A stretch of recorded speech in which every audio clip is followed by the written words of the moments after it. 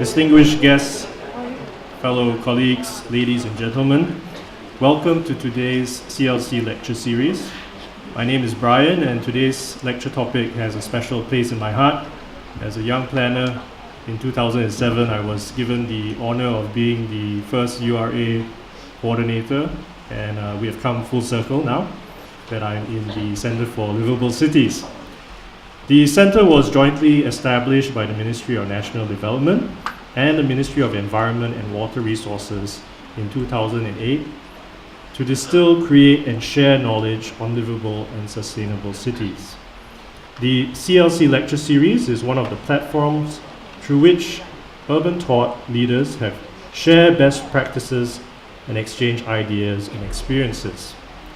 Today's forum will feature local pioneers involved in the development of the Active, Beautiful and Clean, or ABC Waters program, ABC Water adopters, as well as global experts who have developed similar ABC projects worldwide.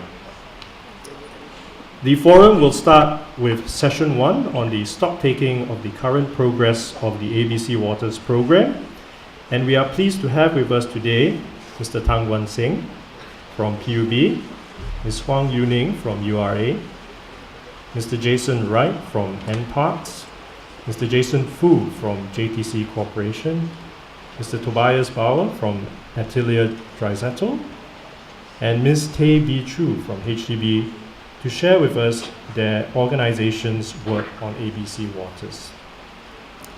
This will be followed by a Q&A with all the speakers from session 1 and a 10-minute break before we move into session 2. In session 2, on visioning the next steps, we will be honored to have with us Dr. Herbert Dreisettel from the Liveable Cities Lab and Dr. Ronald Waterman, who will inspire us with international best practices on ABC Waters examples. The lecture will then end with a Q&A with our international guest and Mr. Tang Wan Singh, which will be moderated by Ms. Yu-Ning. Before the session begins proper, allow me to welcome Mr. Khoo Teng Chai, Executive Director of the Center for Livable Cities, to give his opening remarks. Mr. Khoo, please.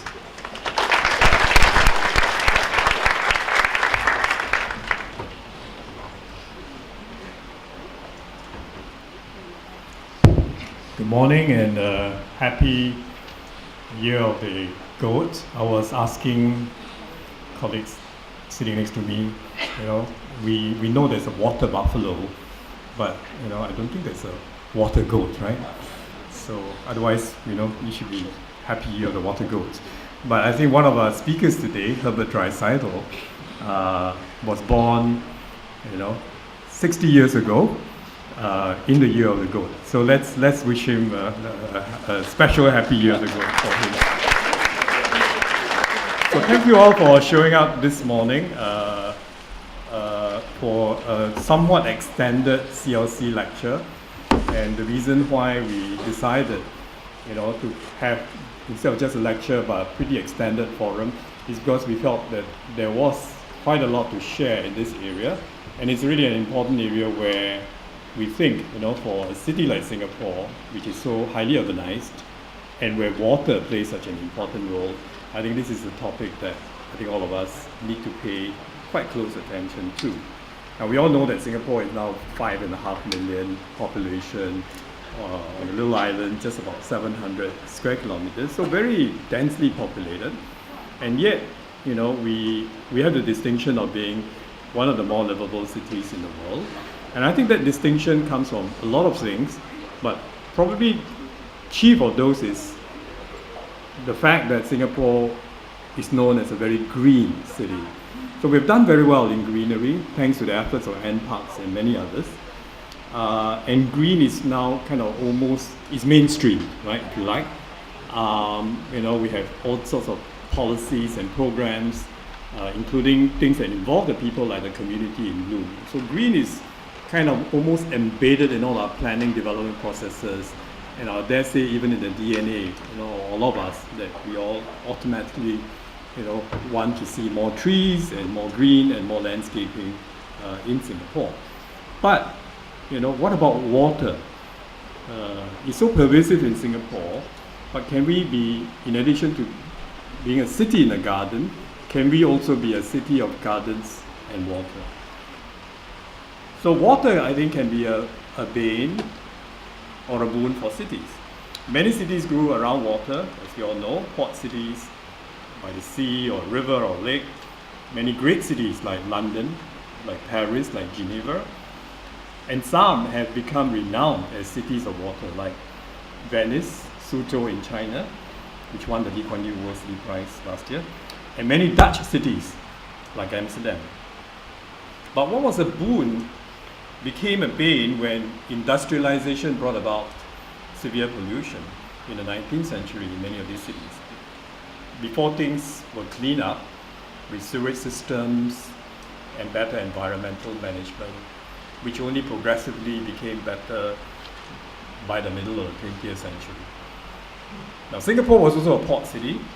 We grew up from the Singapore River, as all of us know, which, as all of us also know, became very badly polluted in the 50s and in the 60s. And on top of that, despite our 2.4 meters rain a year, we also had drought and we also had floods in the 60s. So water became a bane for us. Okay, sorry, I should be resting on the keypad. Huh? But thanks to the efforts of PUB, we have progressively... Oops. Okay. Thanks to the efforts of PUB, we have progressively tackled our water problems through the 4 national taps. We diversify our water sources. So water as a resource is now less of a problem for us. We have also drastically reduced flooding through projects like the Marina Barrage. But we can do a lot more with water as an environmental and urban asset. In other words, water, not just seeing water as a resource to be managed, but to see water as part of the urban environment and really to try and take advantage and realize the potential of water as an urban asset, as an environmental asset. And that was really the idea behind the Active, Beautiful and Clean Waters program. So if you look at this map of Singapore, we call this a blue map, you will see that the blue comes from our, believe it or not, 32 rivers, 17 reservoirs, and 8,000 kilometers of waterways. So we ought to be a Venice, right? All this blue is a reality. But we are not quite that, because much of the blue, thanks to engineers like me, I was trained in civil engineering, so I know all about this. Most of the blue today are ugly concrete drains and canals. So making this blue a reality, to try and renaturalize, if you like, our monsoon drains and canals, that was the vision of the URA in the 80s. I think the idea really came from Mr. Lim Hoon Kiang, who was then a deputy sec in the Ministry of National Development. And I was in URA and M&D, so we got URA to set up a Waterbodies design panel, which was chaired by Dr. Liu Taike, and Wong Kai-ing, I don't know whether he's here today, was the secretary. So it was a whole of government project involving people like Yap King Wan, Mo Wang Hee from Ministry of Environment, involving HDB, URA, and many others. I think one of our speakers, Bichu, was involved in those early days where we created projects, some very outstanding projects that most of you probably see sometimes but don't even realize that these were really the forerunner ABC Waters projects. The Sungai Api in Tampines, which would have been a concrete monsoon drain, but thanks to the effort of this panel, it became a drain that was lined with mangroves. So today, if you go and see Sungai Api, which is in Tampines, you will see all the mangroves on both sides of this drain. So it looks like a river, actually. And then in Bukit Panjang, there was a stormwater pond that would have otherwise been a very concrete, utilitarian concrete stormwater pond built by PUB. I think that was designed to be a very nice lake integrated with Bukit Panjang town. So these were the pioneering ABC Waters projects. And URA subsequently captured all this in a master plan, which they call the Parks and Waterbodies Master Plan. So when I had the good fortune years later to head PUB, I discovered to my horror that despite the URA plan, the effort to continue to realize the blue map had petered out. And that was how we then started the ABC Waters program, which draws its inspiration from a very successful NParks program, the NParks Park Connector Network, which also had similar beginnings, few projects, but then they had a kind of a long-term, thoughtful master plan to try and slowly, create this island-wide network of park connectors. So the master plan envisaged the ABC Water Master Plan, which drew its inspiration from this blue map. We saw about 100 projects that could be undertaken over a 20-year period involving public agencies, the private sector, and the community. And we were fortunate that we got the support of the government, and in particular the Ministry of Finance, to agree that it is a worthwhile project to support. So it's now almost 10 years into the program. We started in about 2006. PUB has now completed phase 1 of the program, into phase 2 and about to start phase 3. So I think about 26 projects. By March, another project, so 27 projects have been or will be completed. Projects like the Bishan Ang Mo Kio Park, the Sengkang Floating Island, and Alexandra Canal. But beyond just projects initiated by PUB, other public agencies and the private sector have also implemented projects like HDB's Punggol Waterways, the JDC's Jurong Eco Garden in the Cleantech Park, Gardens by the Bay, and the Khoo Teck Puat Hospital and the Yishun Pond, which was really the initiative of Mr. Liap Teng Lit, who is the CEO of the Khoo Teck Puat Hospital at that time. The private sector also have responded, with companies like CDL having done ABC Waters projects, for example, in Punggol. So all in all, I think if you total out all the projects that have been done or they are now under planning by both the public as well as the private sector, we I think have about 100 projects at various stages of planning and execution. So there is a growing momentum, and I think that is because people are beginning to see the value of these projects. The most perceptive person who saw this when I brought him around the ABC Waters exhibition in 2007 was our former minister mentor, Ms. Lee Kuan Yew. He told us, you will have the support of the people in this program, as they will very soon realize that their property value will increase if there's an ABC Waters project next to their house. And he was absolutely right. Next to Bishan Park, and this was the old Bishan Park with the monsoon drain next to it, there was a developer at that time when we were announcing the plans, building a condo. And when we announced our plans for Bishan Park, the developer was very quick to make use of all our visuals, our wonderful pictures of what the park would be like in his show flat, in his advertising. And I know a cycling friend who told me, recently that because of those pictures, he decided to buy the flat. And today he's a very happy owner of this condo next to Bishan Park, enjoying the view from his flat, and an avid cyclist park user.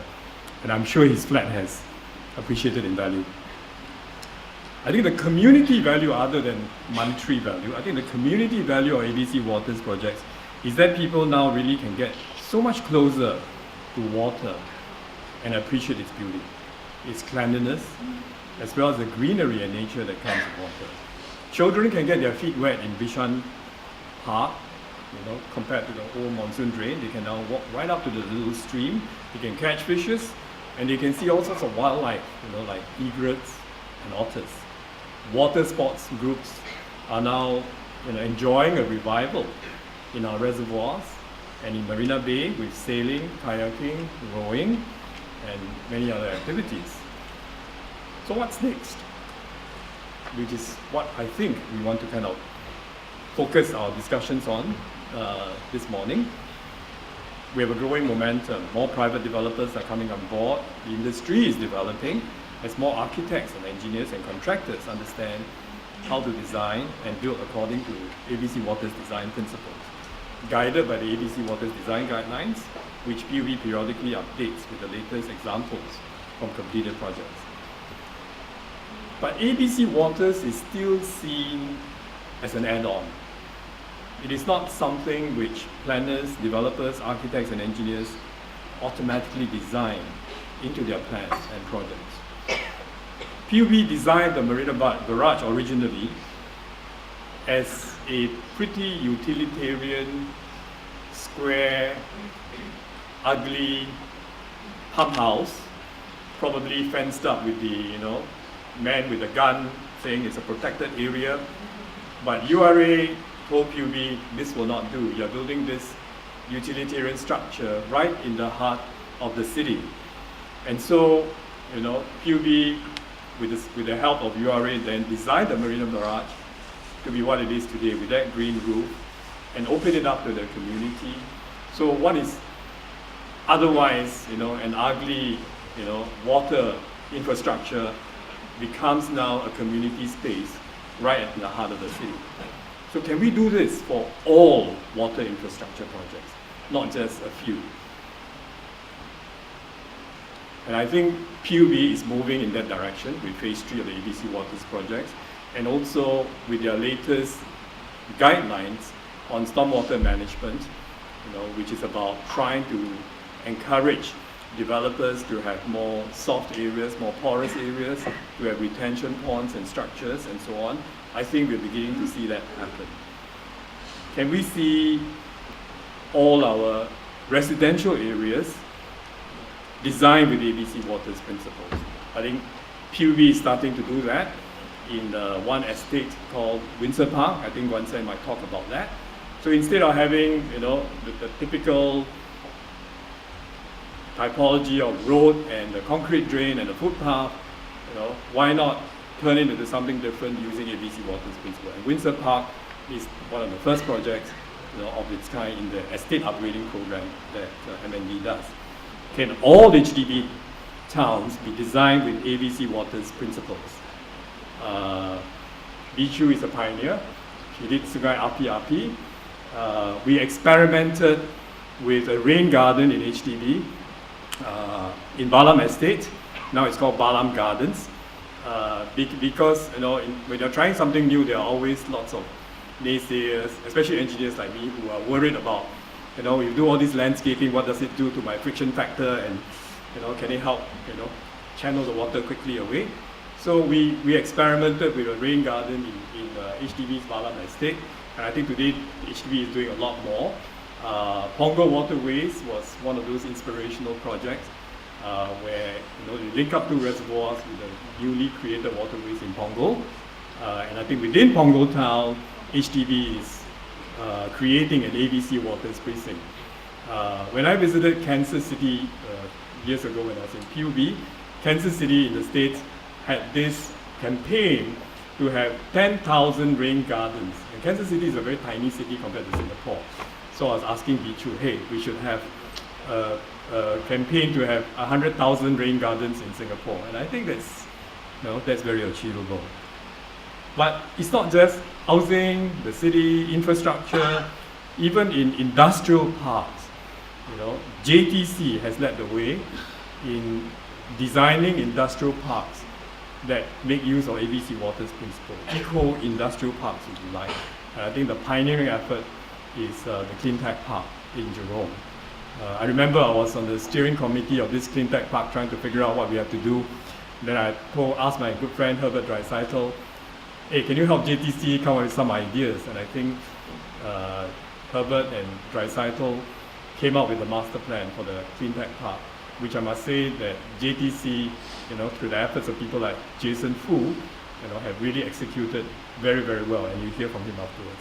But the roads also, LTA can design roads without concrete roadside drains, but with bioswales. And we experimented with that, and we are still, I think PUB is probably still working with LTA to try and get them to do more of this. So I hope today's forum will inspire all of us, whether we are in government or in private sector, or just enthusiasts, trying to work together to make this happen. I think we have been very successful in making Singapore green, a city in a garden. And greening Singapore, when you think about it, is a much tougher proposition than making Singapore blue, right? You need to plant trees, you need to look after them. It's a lot of work, and Parks knows that, right? But you don't have to plant water. You have 2.4 meters of rain falling to Singapore, everywhere in Singapore, throughout the year. So there's so much water in Singapore, and most of it is washed away to the sea, in spite of PUB's efforts with 17 reservoirs. A lot of it is still washed to the sea. So if we can cleverly harness the water, using ABC Water's principles, then we can really make Singapore a much, better city, a much more livable and sustainable city. PM, I think, was inspirational when he launched the ABC Waters Exhibition 2007. He thinks we should do more, and I think he was one who coined the phrase a city of gardens and water in 2007. But it's not just about increasing property value and so on. I think ABC Waters have got this great value of bringing people closer to the water. I think Linda Di Mello of PUB knows this better than anybody else. And come in 2 weeks' time, World Water Day, there's going to be a great celebration of water. All the ABC Waters projects will be activated. I think she's very busy planning all that now. But you can look at this quote from DPM Teo. About 500,000 people living in Punggol, Sengkang, Buangkok and Hougang, they can enjoy the waterways and the ABC Waters projects. So finally, I want to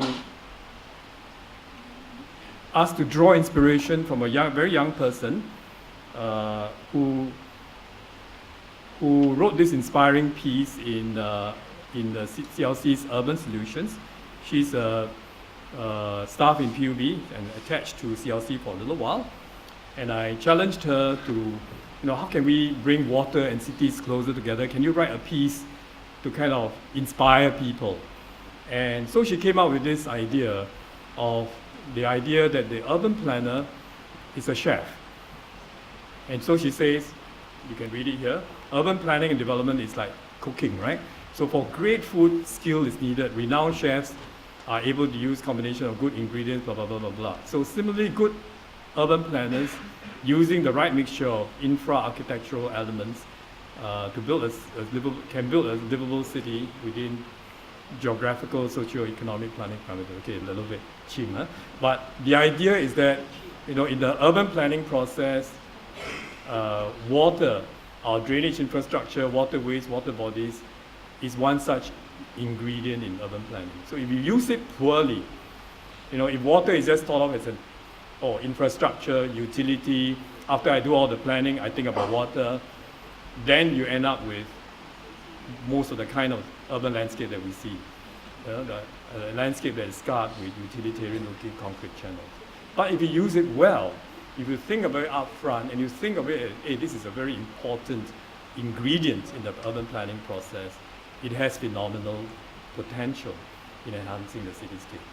So you can help to soften the city's appearance, cool the city, provide nodes of habitat for urban biodiversity, and most importantly, it provides that emotional connection with people.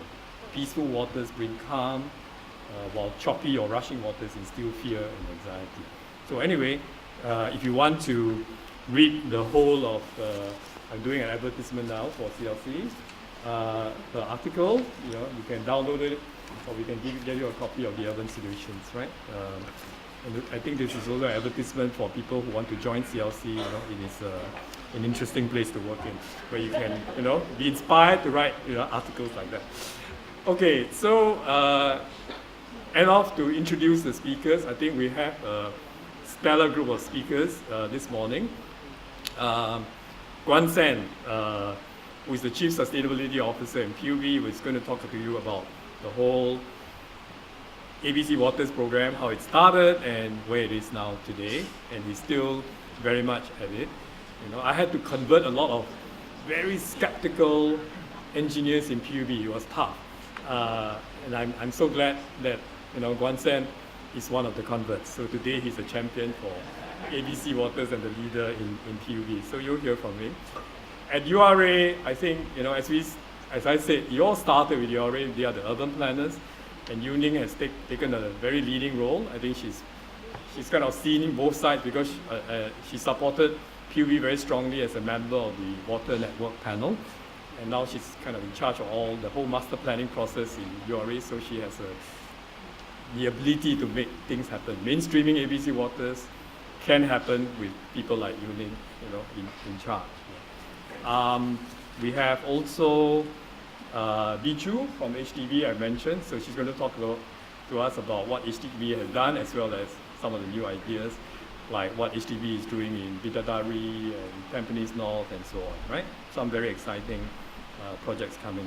Then from NParks, NParks is very, very close to my heart because Bishan Park would not have been possible if not for NParks and PUB coming together.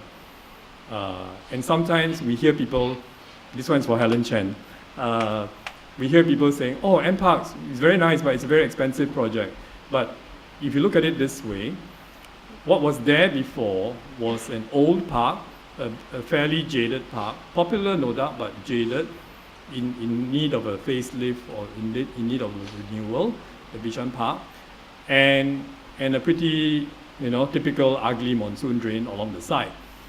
And that drain also PUB needed to upgrade because it was quite old. So both agencies knew that they had to spend some money to upgrade the park and to upgrade the drain. And we could have carried on business as usual. PUB have a spanking new concrete drain, wider, deeper, probably uglier than before. And Bishan Park would have a nice park.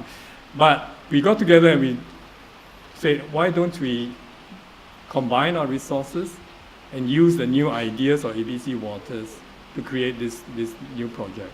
And one of the most inspiring persons that helped us to think about how this was possible, a man called Damien Tang, who is now the head of design in NParks.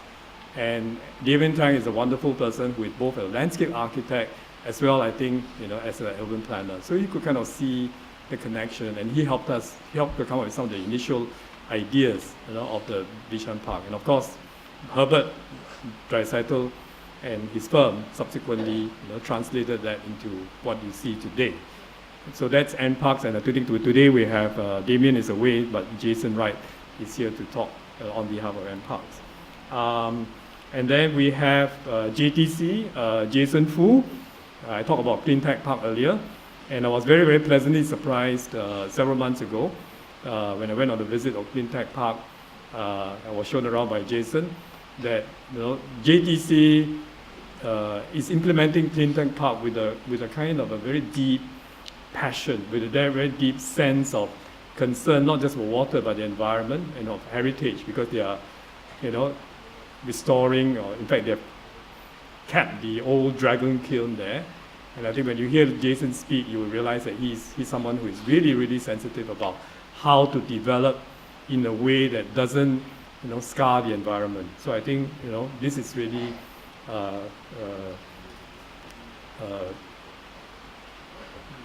milestone project for JTC, and I think, it does mean also the industrial parks can also be ABC Waters project.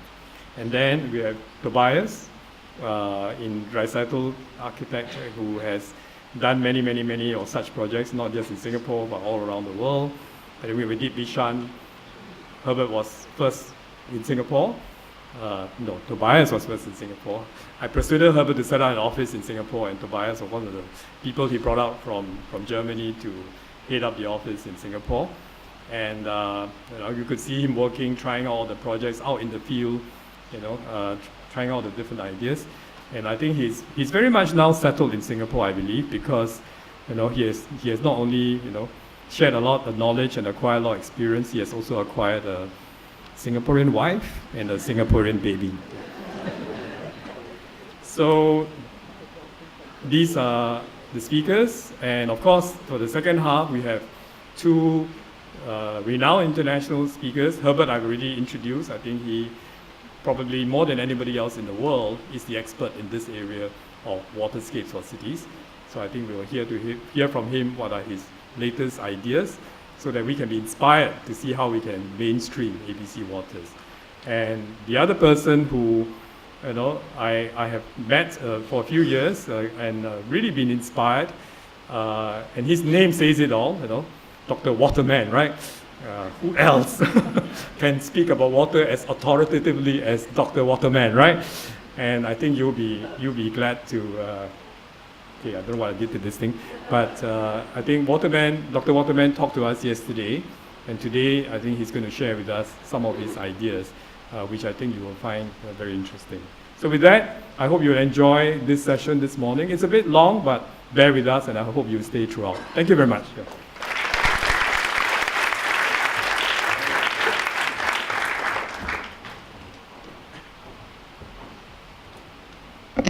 Thank you, Mr. Khoo. If we could invite the first speaker for today, Mr. Tang Guan Sing, to the stage, please. Thank you.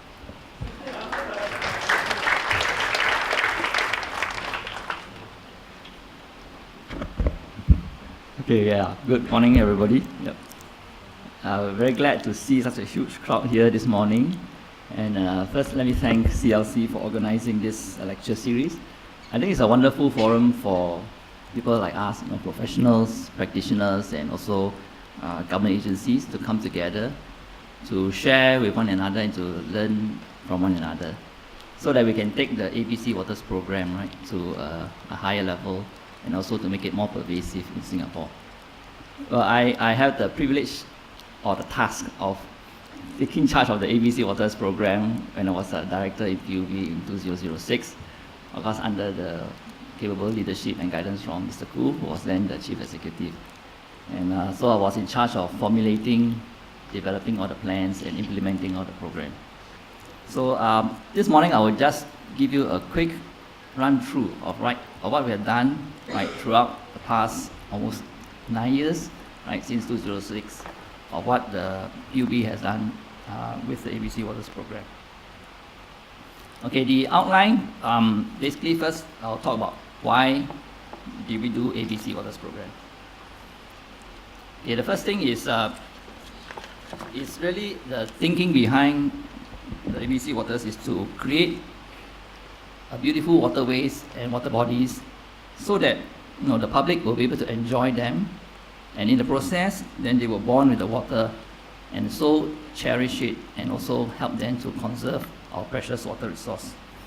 So the acronym ABC actually stands for Active, Beautiful, and Clean, which I guess everybody now is quite familiar with it. It's not just making beautiful the waterways, but also integrating it with the urban landscape, and also to create new recreational and community spaces, so that the public can come to all these places and in a way to bond together. And of course, a very important aspect also is to, in the process, help to improve the water quality. So that was one of the drivers of why we wanted to do ABC Waters. The second driver is really the whole concept of stormwater management. As engineers, we know the way that we traditionally design drains is to make sure that the runoff that falls on the land gets drained away as quickly as possible. But the impact of this would mean that actually you have very high peak flow, and also a lot of the pollutants that is from the land will get washed into your canals. So if you were to change the whole strategy using ABC Waters, then what we're trying to achieve is really to slow down the flow into the canals. And at the same time, when we detain the flow, we will also be able to treat the water, and so the result, you get actually cleaner water flowing into your drains and your canals. So that was actually the second driver why we wanted to do ABC. And of course, the third driver is like what Mr. Khoo mentioned, that water is really an environmental asset. It's not just a resource, but it's an asset. And if you look at the map of Singapore, we have a pervasive network of drains, canals, and rivers. And each of these can be a potential asset that can be exploited to enhance the livability of the urban environment. So these were the three drivers of why we did ABC. Now, how did the ABC Waters program started? Okay, again, going back right to history, it actually really started in the 1989 to the year 2000, when URA formed this Waterbodies design panel. And the idea was really to look at all the major waterways in Singapore and see how we can actually transform them right into beautiful waterways through innovative engineering.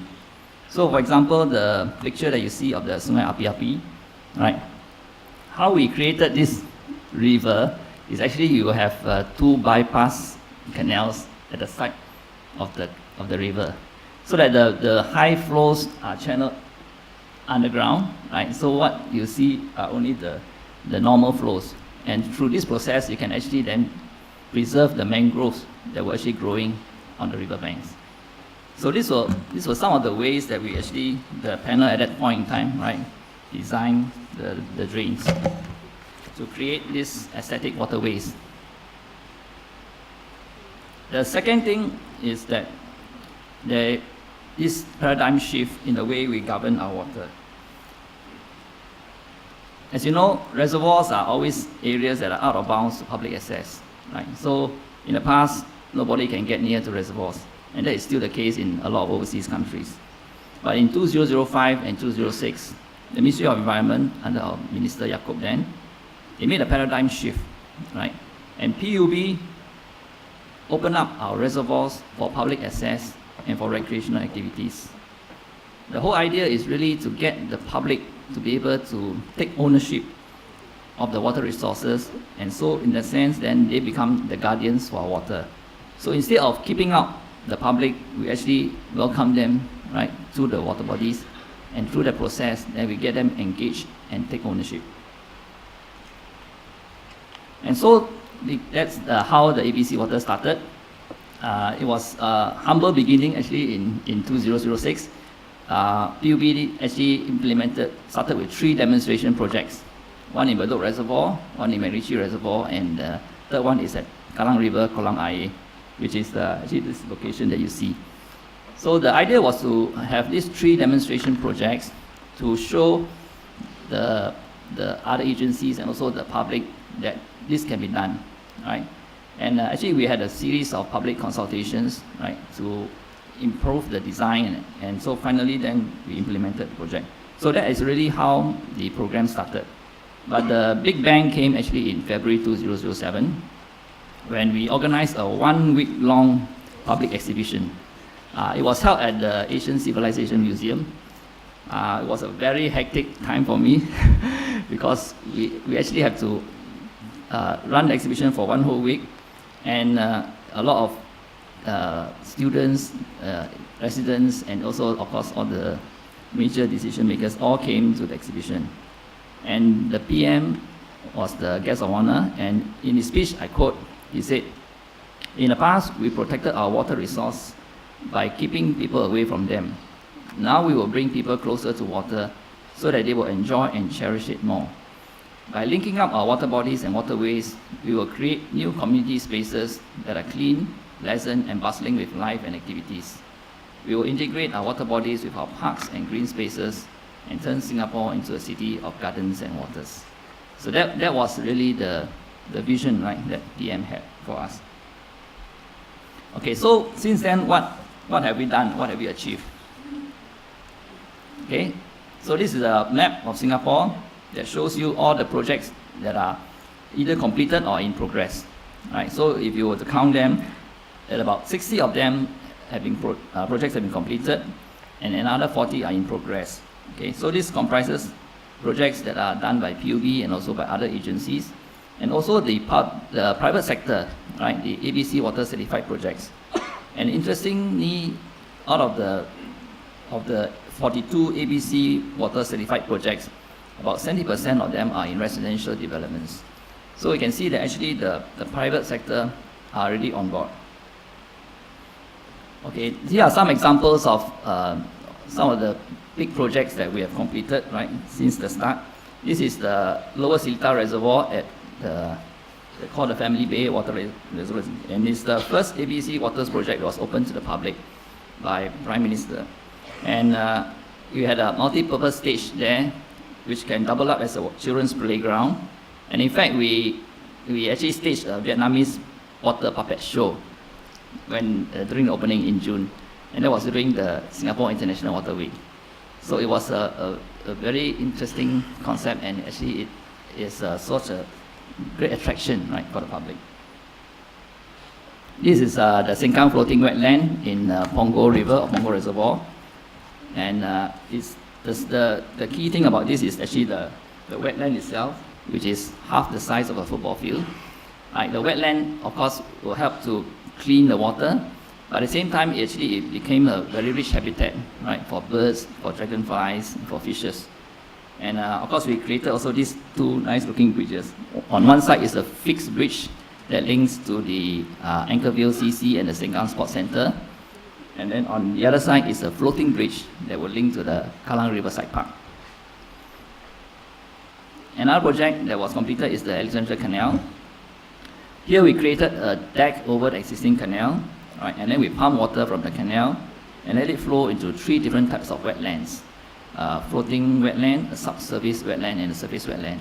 The idea is really to demonstrate to people, right, to the public and to the students, how you can actually treat water. And of course, at the same time, we created a very nice jogging path, right, on both banks of the canal. And so you can actually jog from the Dawson Estate in Queenstown all the way to Singapore River along this canal.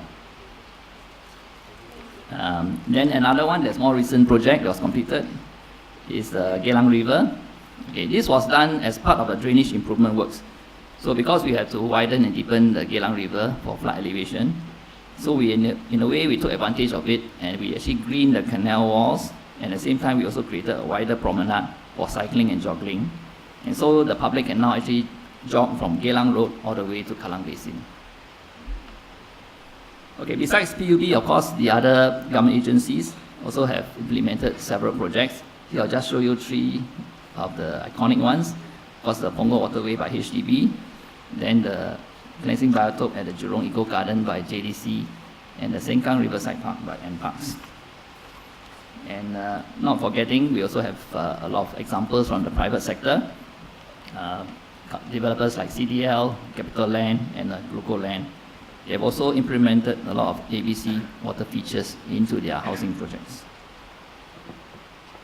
So just a quick overview of actually one of our flagship project, which is the Kallang River at Bishan Ang Mo Kio Park. So the whole idea of actually creating this project is to break down the barriers, right? So traditionally, if you understand, in the past, you have this river between the HDB estate and the park. So there were very clear boundary lines, right? Which agency is to take care of which area. But through this project, we actually broke down all these boundaries, and the river is now merged together with the park and the housing estate. And of course, we actually converted the concrete canal into a naturalized river. So the whole project actually spans about 3 kilometers from Upper Thomson Road, right, downstream of Lower Pierce Reservoir, and all the way to Bishan Road. And the idea is really to create a shallow stream during the dry weather, which the people can actually go down and play with the water and enjoy it. And then it becomes a floodplain during a heavy rain. And the concept is really to transit from the quiet area, this is a quiet zone which is near the reservoir, right, into the more active zone, which is near where the McDonald's and all the eateries are. Yeah. Okay. So if you walk through the whole park, you will notice this change, right? So in the upstream portion is actually quiet and wooded, right? Then as you move down, you will get into more open space and of course more activities. And as you know, it's very popular, right? Every day and during the weekends. And of course, the key thing is really to break down this obstacle, right? You can see the canal is actually a barrier, an obstacle between the housing estate and the park. So by deconcretizing the canal, right, we converted this concrete canal into a natural river using bioengineering, right? You can actually, in a way, then now integrate the housing estate with the park. And here are some of the features, right, the key features that were introduced into the park. We have things like vegetated swales, bioengineering, and a cleansing biotope. So you don't see concrete drains, right, anymore in the park. And of course, the very important part of the whole project is the community engagement, right? For the project to be sustainable, we have to get the community to own it, right? And so we actually had a very intensive program, right, even during the construction itself, to engage the residents staying in the area, to teach them about how to take care of the whole place, right, the waters, and also the safety part of it, how to enjoy the place, and yet, you know, when the heavy rains come, they must know when to get out of the river. And it was also through all this engagement that actually the residents themselves actually form patrols, right, to patrol the park and to actually take care of the facilities. And we also engage the schools, right, to take part in the water monitoring part, so that they can also learn about water quality monitoring. Okay, so finally, how can the ABC Water programs then now be mainstream? Okay, so there are a few things that we have done, right? First thing is what we call the proof of concept. We have to actually prove to people that the design concept can work. And what we did was we did a lot of pilot projects, right? So for example, the rain garden at Balam Estate, right? Because like Mr. Gu said, there are a lot of skeptics who think that this kind of things won't work, right? Once your rainwater comes and all your silt get washed into the rain garden, it will get choked up and then your whole thing will not work. But we have proven that it works, and this garden now is almost 10 years, right? And in fact, we didn't even have to flush the pipes. So it's really how do you creatively use the plants, right, to make sure that the soil remains loose and that the water can continue to be drained through the soil system. Yeah. And so very important is the proof of concept to show people that it works. Then the second thing, of course, then we start to set up the standards. And that's when we publish all these design guidelines and engineering procedures, so that architects and engineers, they will know how to design all these systems. Right? So this is something that is done first time, right, in Singapore. So a lot of them were very nervous. How are we going to design all this? How we make sure that it works? Right? So we came out with all these guidelines, and we actually conducted a lot of courses, right, and training sessions to teach them.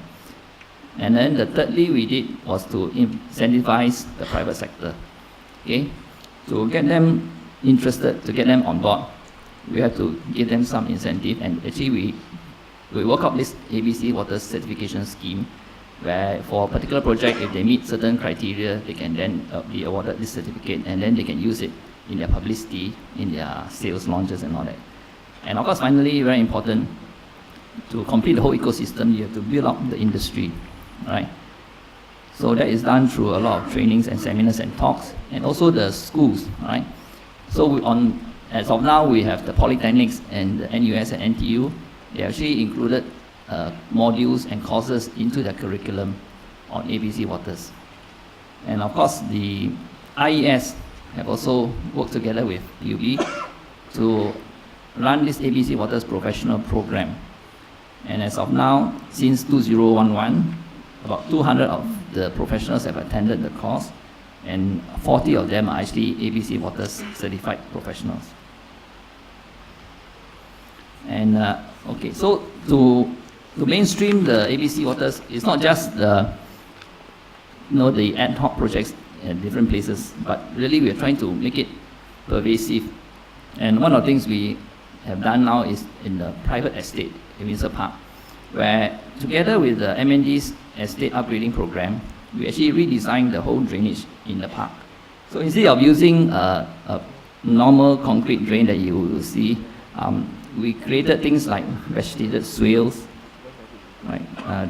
Detention basins, vegetated swales, and also little like wetlands, or not so wet, rain gardens on top of the drains, right? So the whole idea is that if you go to the estate now, you do not see the concrete drains, but you will see all these plants and things. And that was what we did for the private estate. But for HDB, we worked together with HDB to create ABC Waters kind of pristine. Yeah? So the whole pristine the drainage infrastructure, okay, has been designed to ensure that the post-development peak runoff is equivalent to the pre-development runoff. So what it means that before the project started, of course, it was a green field, right? It was all grass. So how can HDB then design this housing project such that the runoff after the buildings are up, it does not increase? And this they have done creatively through the use of ABC Waters features, such as you can see, there's a lot of engineering there, right? How much of the stormwater has to be detained for a particular storm event, and how much of the runoff has to be treated. So to meet even the water quality treatment guidelines, like 80% remove of total suspended solids. So all these things has been designed into the system. It's under construction now and will be completed this year. So finally, I think this is very important that we have to come together to share experience and learn with one another, right? So the things like this forum that we have here today, right, is something that is very useful, where PUB can come to share our experience, and then the other agencies can share theirs, and the private developers. And on top of that, we also have international experts, right, to come. And of course, we have Herbert Dreisaitl, who is expert in building with water, and we have Dr. Waterman, who is an expert with building with nature. So you see, it's really how you integrate water and nature, right, together with the urban environment that actually can create value, right, to the whole city. And finally, I just want to end up with a quote from our Minister Mentor, right, at the Clean and Green exhibition in 2009. Let me read this. He said, "Clean and green Singapore has stirred other countries to achieve good public hygiene, clean air and waters. Our ABC Waters program will turn concrete monsoon drains and canals into streams. The whole island has been stored up, so only clean rainwater will flow into our drains and canals. In 10 years, Singapore will have many waterways and park connectors, creating more recreational areas and an aesthetic environment. Future generations must keep this beautiful city beautiful, distinctive. Let's work together to realize this vision, to make Singapore beautiful and distinctive through our ABC Waters program. Thank you.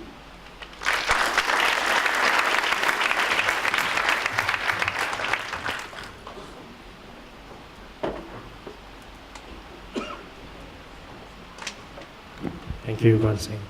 If you could join me in welcoming our next speaker, Ms. Huang Yu-Ning from URA.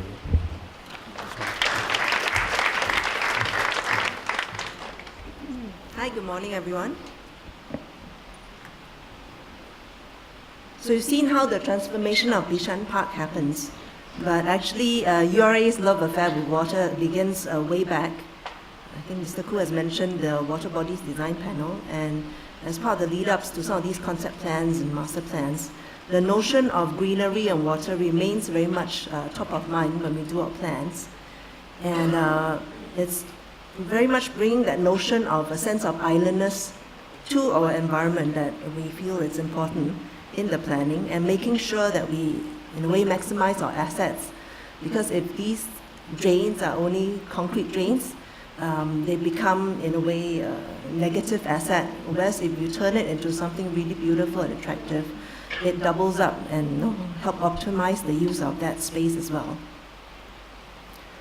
So both the earlier speakers have mentioned the setup of the Waterbodies panel, so I won't dwell on that. And these were the demonstration projects that you see around you. And in the end, the Waterbodies panel was, in a way, dismantled because the thinking was that the industry and the agencies were really matured enough to take it forward on their own.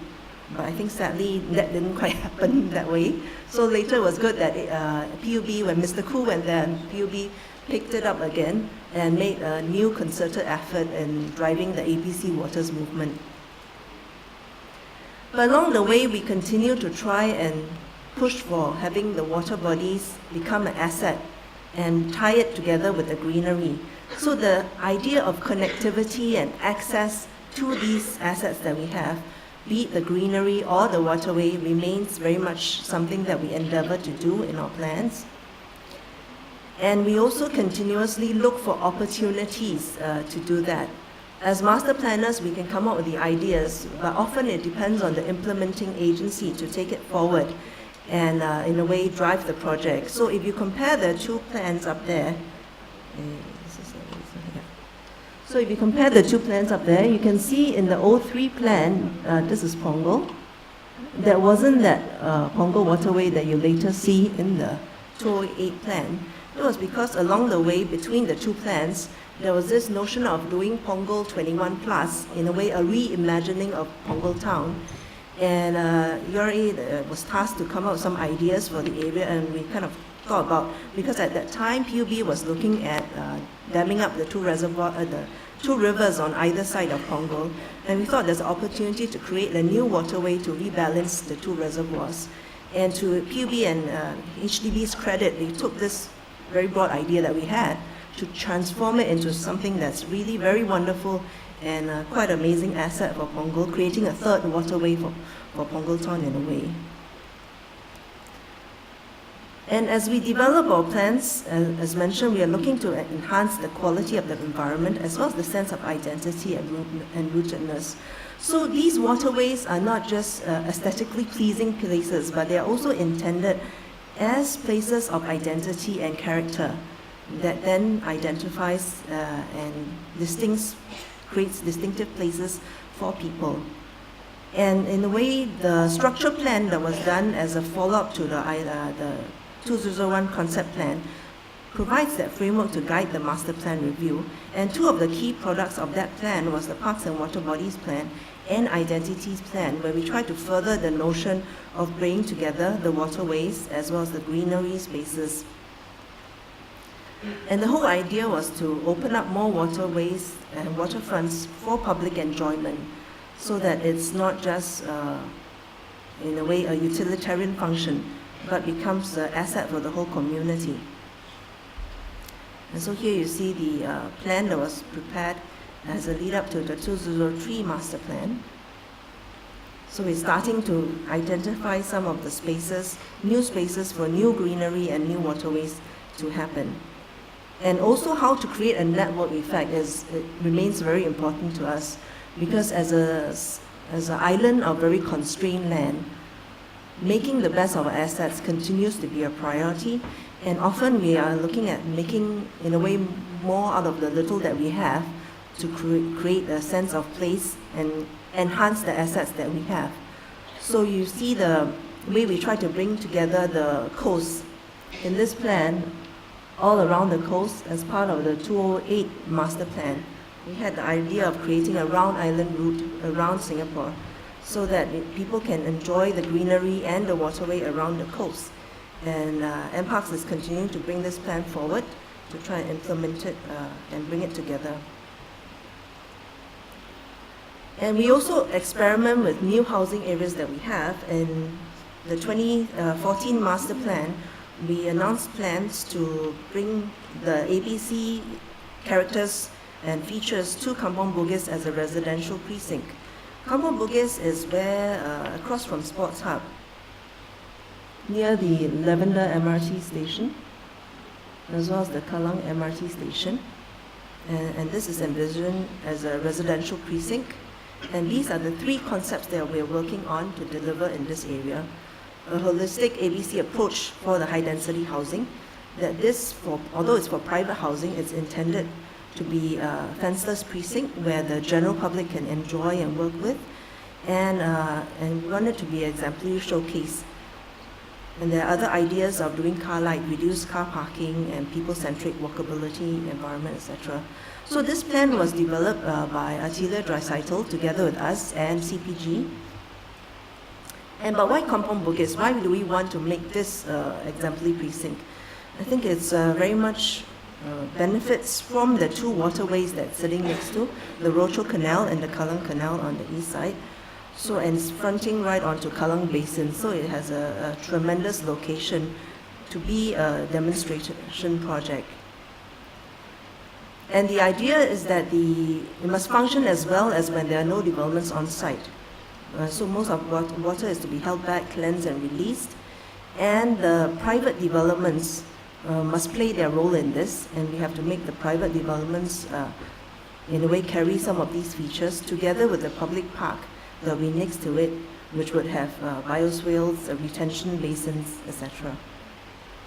So this will be quite a new, in a way, breakthrough in terms of the way we do land sales, to put in some of these new kind of requirements, as well as to make the precinct seamless for general public enjoyment beyond the residents in the area.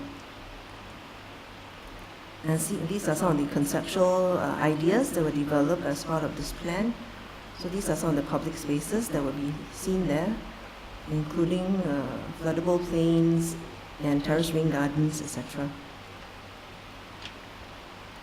And elsewhere in the plans, we continue to work with agencies to identify opportunities where some of these ABC features can be an asset for the neighborhood. So this is HDB's plan for Bidadari. And you can see that the new Alcove Lake, which in a way was a historic element that originally was on somewhere within Bidadari, not specifically the site. But because as the plan got developed, PUB also put forth the notion that there is a need for stormwater pond. So the idea was to marry the stormwater pond with a water lake feature that in a way creates, again, a new asset for the public to enjoy. So as we plan and we look out for opportunities like these to work together with the agencies to see how we can bring things together to create new ABC features and continue to build our city in the garden. So we do get a lot of support from the various agencies in developing these ideas, and it's only through working together with the public sectors as well as in some of the new developments, the private sector will need to come in and play their role in shaping the environment to create a very attractive environment and in a way mainstream the ABC ideas such that they are not just add-ons or afterthoughts, but they were done upstream in the planning and made to integrate well with the whole environment and create an asset for the neighborhood. Thank you.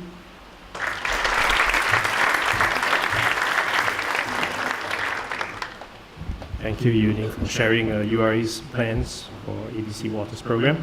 If you can join me now in welcoming our next speaker, Mr. Jason Wright from NParks. Mr. Wright, please.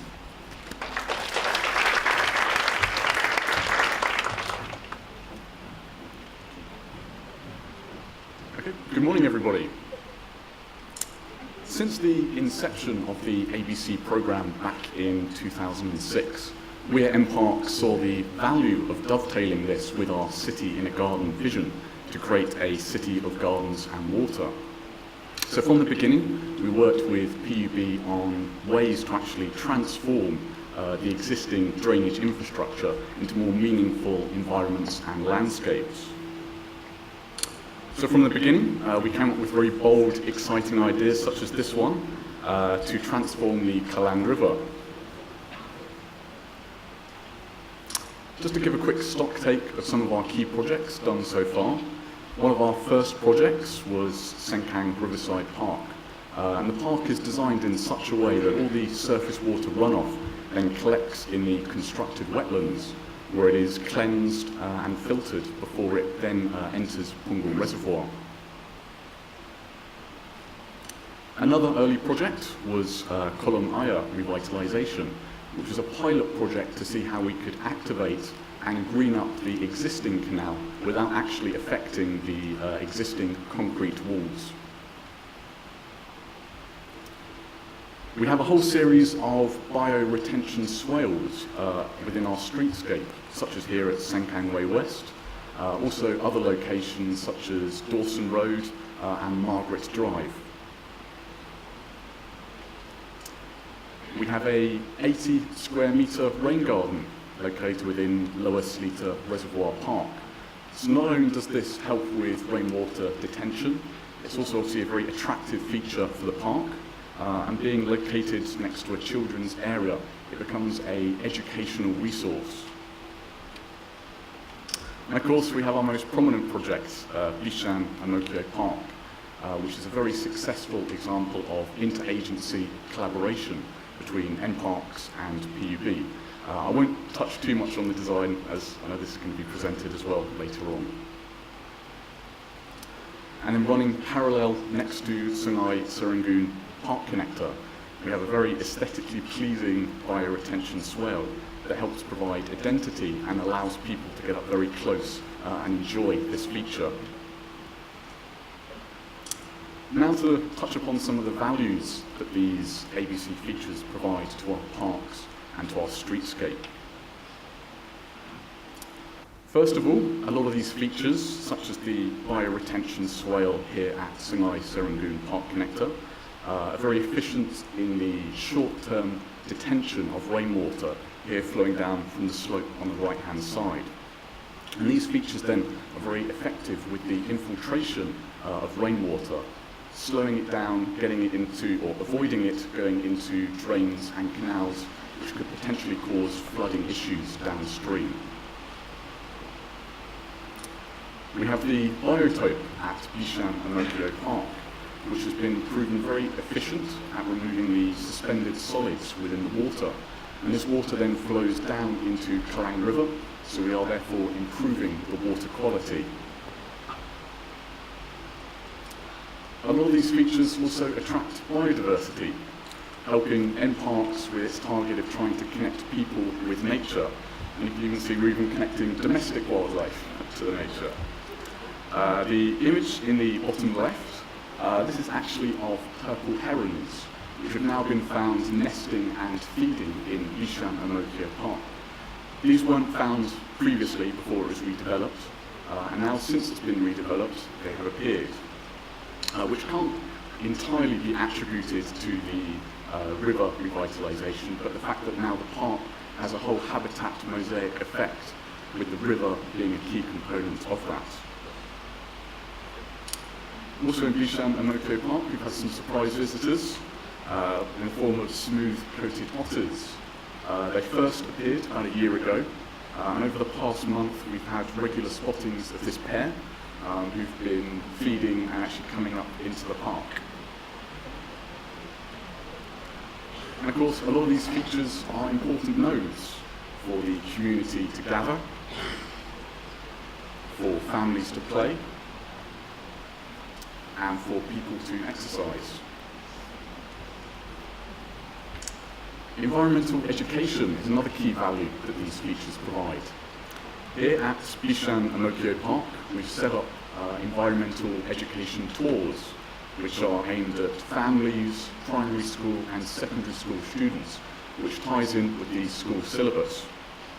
So topics covered, we do things like water quality testing, identifying different habitats, and surveying for different flora and fauna species. And we actually provide eco-life worksheets, which we give to the parents and the teachers so they can conduct their own guided tours. Now I'm going to quickly touch upon some of the challenges that we face with developing and maintaining these features. Trees form the backbone of our city in a garden vision. They help us achieve our pervasive greenery matrix. So trees within our parks and along our streetscape are of utmost importance. So for us, only when space permits will we then explore incorporating ABC features. For example, here is a bioretention swale located along the CTE. And unfortunately, these bioretention swales are not particularly good environments for large trees to be planted because of safety issues.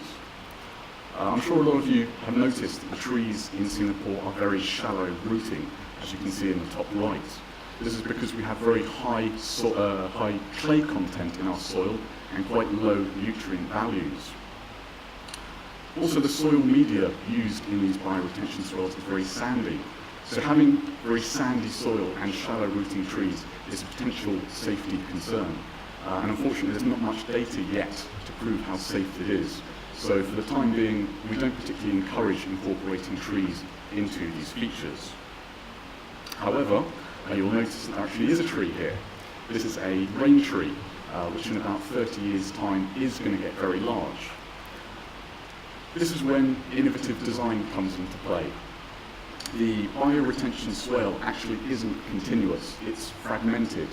So we have about 4 to 5 meters of true ground between these swales, which allow us to plant these trees, which then have a secure foundation. So we can get the best of both worlds. We can have lots of trees, as well as these bioretention swales. Correct planting choice is also another key challenge. In a lot of these features, a variety of planting species are generally incorporated. And we found that over time, if maintenance is not up to scratch, some of the invasive species can start taking over, and especially cowgrass, which is very aggressive. So the solution that we found is to plant in very dense clusters. And this then also helps with the contractors. They don't mistake these plants for weeds and give them a nice chop. Some of the swales that we have, unfortunately some weeds start taking over because of the high water content and lesser maintenance in comparison to the lawns either side. So we have to get in with our hands and actually remove these weeds to make sure that they don't clog up these swales. We've also had situations of algae growth in some of these features, which is likely due to fertilizers filtering down. So we have to look at changing some of our practices and stop having to do all this hand removal. As mentioned, the biotopes are very efficient at removing suspended solids, but unfortunately at the moment they haven't been proven quite so successful in removing some of the nutrient content. And you can see that the water has actually come downstream and come into this pond here, and we've had blooms of this plant called hydrilla, which we have to remove by hand. So again, the solution has been to plant more dense planting and to look at careful species selection, species that are more robust, that don't require so much maintenance and more pest resilient. So just to quickly conclude, we definitely see the value of incorporating these ABC features into the landscape, helping us achieve our city in a garden vision. But there are constraints. Obviously the limited space that we have in Singapore and the fact that we have very shallow rooting trees. So this is when we have to come up with innovative ideas to compensate, looking at ideas such as space optimization, whether we can get sky-rise greenery incorporating these ABC features. And to help achieve this, we need all the disciplines involved to improve their professional knowledge, not just the architects, landscape architects, environmental engineers, and even the clients. So everybody comes together and has a collaborative design approach. Thank you very much.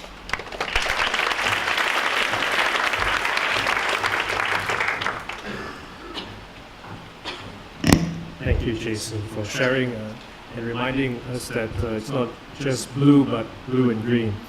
If we can now welcome our next speaker, Mr. Jason Fu from JTC. Mr. Fu, please.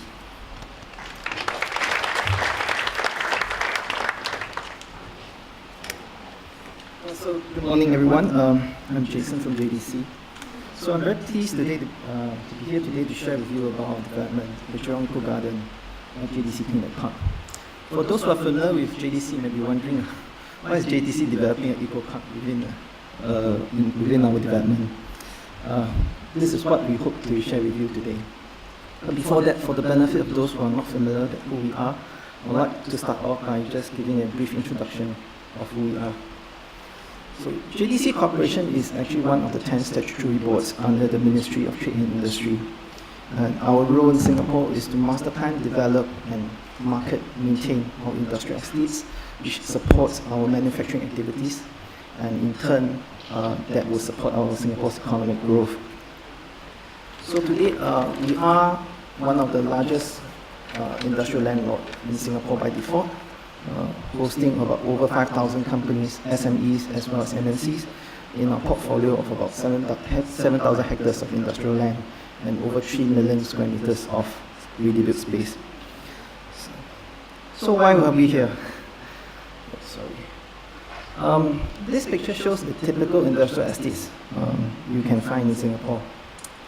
And with Singapore's economic growth, and we see that more and more industries moving on to knowledge-based activities, as well as even our workers, Singaporeans are also looking at bigger aspiration to when they look for work, they're looking at conducive environments. So I think from JTC's perspective is as we develop our industrial estates, we need to cater not just the estates for industrialists, but also for the workers who are looking for such environment. So if you compare to the earlier photo, I would ask this question, who would like to work in such in this environment instead? I hope more. And with the development of Think Tech Park, we actually had this opportunity for us to rethink and re-engineer how we master plan and develop our industrial estates. So, but before I share with you our journey, I'll just briefly touch on Think Tech Park. This business park was launched in 2010, and at that point in time, Singapore was ramping up our initiatives to grow the clean tech industry as one of the new growth areas for Singapore's economy. Together with the economic agencies, JTC has envisioned Clean Tech Park to become an epicenter for R&D as well as business activities in clean technologies as well as urban solutions. So to date, Clean Tech Park, we are host to key research institutions such as the Nanyang Environmental and Water Research Institute from NTU, ERIAN, the Energy Research Institute at NTU, as well as the Solar Energy Research Institute of Singapore series, which are all in the forefront of clean technology research, and they're all operating within Clean Tech Park. And their presence has also allowed us to anchor the ecosystem which centric around also private clean tech companies such as DHI Water, Chorui, Yingli Solar, which is one of the largest solar manufacturers in the world. So apart from providing spaces, JTC has also opened our infrastructure as well as our building to support test building of solutions. So to date, we have close to about 20 projects that we are working on, ranges from water recycling, talk about autonomous EV, and even clean energy generation. And just a month ago, we have actually opened our second building, JTC Clean Tech 2, and together with our anchor tenant, the Advanced Remanufacturing Technology Center. And what's interesting about this new building is that you see a growth of remanufacturing activities happening within Clean Tech Park. The Advanced Remanufacturing Technology Center, or ARTC for short, focuses their research on remanufacturing technology, which help industrialists to extend the life cycle of their products, and hence promoting their reuse. So, while we have some successes in developing Clean Tech Park as an ecosystem for clean technology, I think one of the key challenges when we are developing this new estate was really to rethink how JTC typically master plan and develop our products. So for a start, this is a picture of the original site condition. Clean Tech Park is actually a secondary rainforest, so it's a greenfield development. And one of the key challenges that when we were assessing the site was really that the site was really not uniform, in the sense that it has undulating terrain with high areas with the height difference of almost 20 meters. So even if you look at the type of space that we have, areas in the high ground, they're actually very densely populated vegetation, and the areas in the lower ground or the low-lying areas are actually very sparse with natural water ponding. And so, I mean, in a typical approach, what JTC would have done, it would be much simpler if we had just do what we have done previously, is just to level off all the trees and just deplete a platform level and start building our infrastructure from scratch. We opted a different approach for Clean Tech Park. I think that giving us opportunity to see how we can balance economic consideration when we are developing such an estate with the ecological consideration. So we had developed a master plan which is basically in layers, as you can see in this diagram. we have first considered what are the green elements that we wanted to keep. So we are very happy working with the agency like Parks, to help us walk the site, to identify areas and even valuable trees for us to keep. And that overlaying that we actually be able to carve out a green master plan for our estate, dictating where are the areas that we want to develop, what are the areas we want to keep. And one of the key principles from this green master plan is that we actually kept the terrain, and which later you'll see that why it's so useful for us when we're implementing the blue master plan. So only after settling the green master plan, we talked about the blue, and this is where we have actually incorporated the first ever stormwater management system within our JTC estates. And I will share that with you a little bit later. And only after these 2 layers, we start talking about weaving in the urban fabric of this business park. So we are very fortunate to have Atelier Dressertal as our consultant, actually help us to develop the master plan, especially for the green and blue layers. So one of the unique strategies that we have adopted for this master plan was really to set aside a green zone, which is almost 10% of the entire site. The entire site is about 50 hectares, so this green zone is almost 5 hectares. And this green zone is now known as the Yu-Ning Garden. Basically, it allows us to create a very unique so-called characteristic of this business park development, whereby our buildings can actually have 2 fronts. So one front, which is what we term as the urban front, where you have your roads, your infrastructure, while the other front is actually facing the eco-garden, where you have a more rustic environment. So Atelier has spent a lot of effort in trying to define this green master plan. And with the development of the eco-garden, they have also segmented the different areas within this eco-garden to host different teams. And with these teams, we realized that they'll also be able to create habitats for different biodiversity. And later I will share a little bit more about that.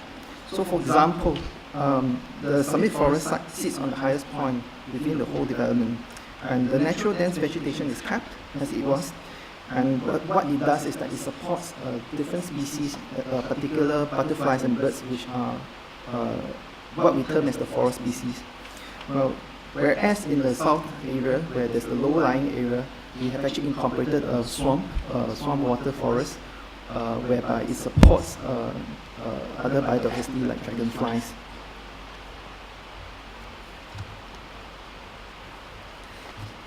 I think one of the key interesting elements in our master plan was really this stormwater management system. And what it started off with this intention, of course, at that point in time, PUB was pushing out the ABC water design guidelines. And we started thinking, how can we develop our estate into be more sustainable, in that sense that when we implement our development, we do not cause too much stress to public infrastructure in such a way that, you see in Bukit Timah Road, time to time you have to upgrade the canal to make it wider, deeper. That's what PUB has mentioned earlier. But I think it's really about how to make sure our development tries to handle urbanization or development in a more sustainable manner. So we have started thinking about this stormwater management system way back in 2009. And the idea was really to make use of this undulating terrain to try to capture stormwater. And the stormwater in this case is currently, it will be integrated with the building parcel as well. So buildings will actually do their own part to try to detain water.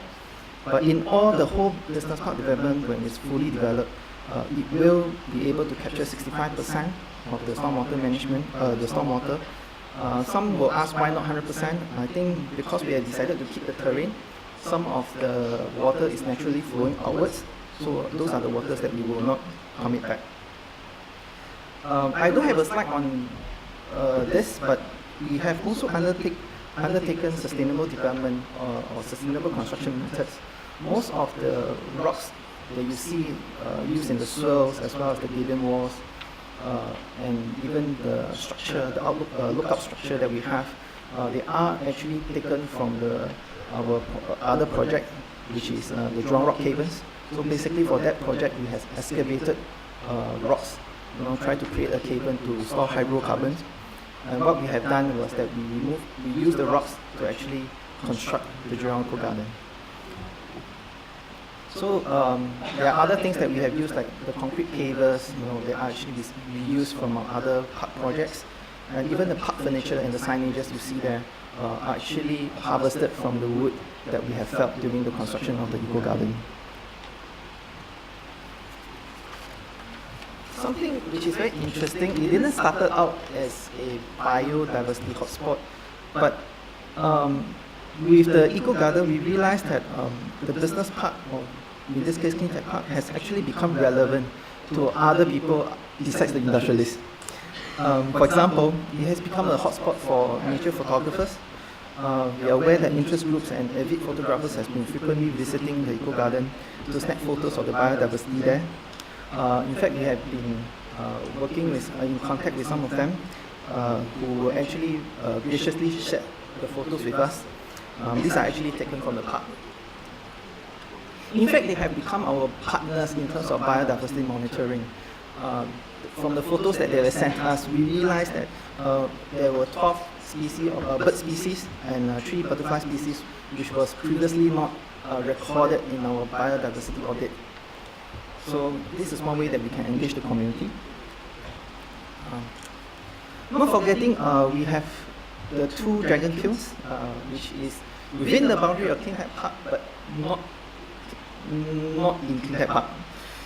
But in any case, we have actually leveraged on the heritage of this greenfield site, being known for the arts, the potteries, and we have actually commissioned 2 art pieces within the Eco Garden, as a sort of extension of this art to the public.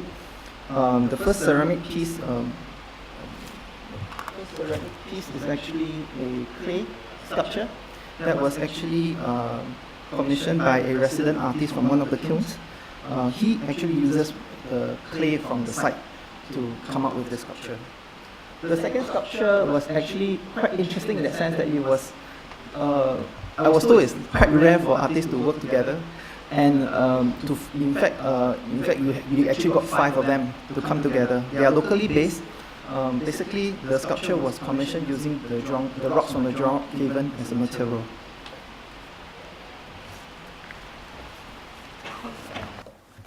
Very much like M Parks, we also realized that the Jurong Eco Garden has also become a platform for us to promote learning and education, especially in sustainability. We thus far have worked with 9 neighboring schools on our Green Ambassador program, whereby their students are actually trained to conduct tours for delegations visiting the Jurong Eco Garden. We believe that this will not only provide opportunities for students to get in touch or to learn about sustainable development, but at the same time to also to build up their life skills in public speaking. In addition, some of the schools have actually planned the curriculum with the Eco Garden in mind. So for example, the River Valley High has actually conducted their water monitoring course using the water from the Jurong Eco Garden. Through this early experience, we hope to be able to see more students undertake engineering, in particular research in water tech. So last but not least, the Eco Garden has also become a community place. We see visitors from neighboring residential estates coming to the Eco Garden for the evening walks, and even we have wedding couples taking their bridal photo shoots here. So essentially, what we have seen is that the Jurong Eco Garden has transformed how industrial estates can be relevant to people beyond the occupants. It can be relevant not just to the industrialists, but to the schools, students, as well as the residents who are staying in the nearby community. We have managed to transform, I would say that we have so far managed to transform what would have been a conventional business park development and make it relevant to this larger community. While I may not say that 100% of this, what we have done in Jurong Eco Garden or Cleantech Park can be replicable in the rest of the industrial estates that we have, but it does show the potential, as we develop new estates or redevelop the old ones, to how to make it more sustainable, at the same time making it more relevant to the people who are beyond the industrialists. So I'd like to end on my presentation with some photos which are submitted by the public. These are the swirls.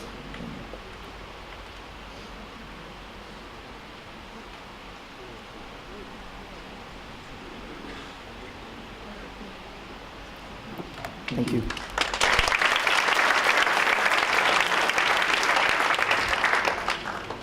Thanks, Jason. In other cities, the last agency you would expect to see at a forum like this is industrial or business park developers. So thank you again, Jason, for sharing not only about ABC Water's initiatives, but also the birds and the bees. So our next speaker is Ms. K.B. Chu from HDB. And ladies and gentlemen, please join me in welcoming Ms. K.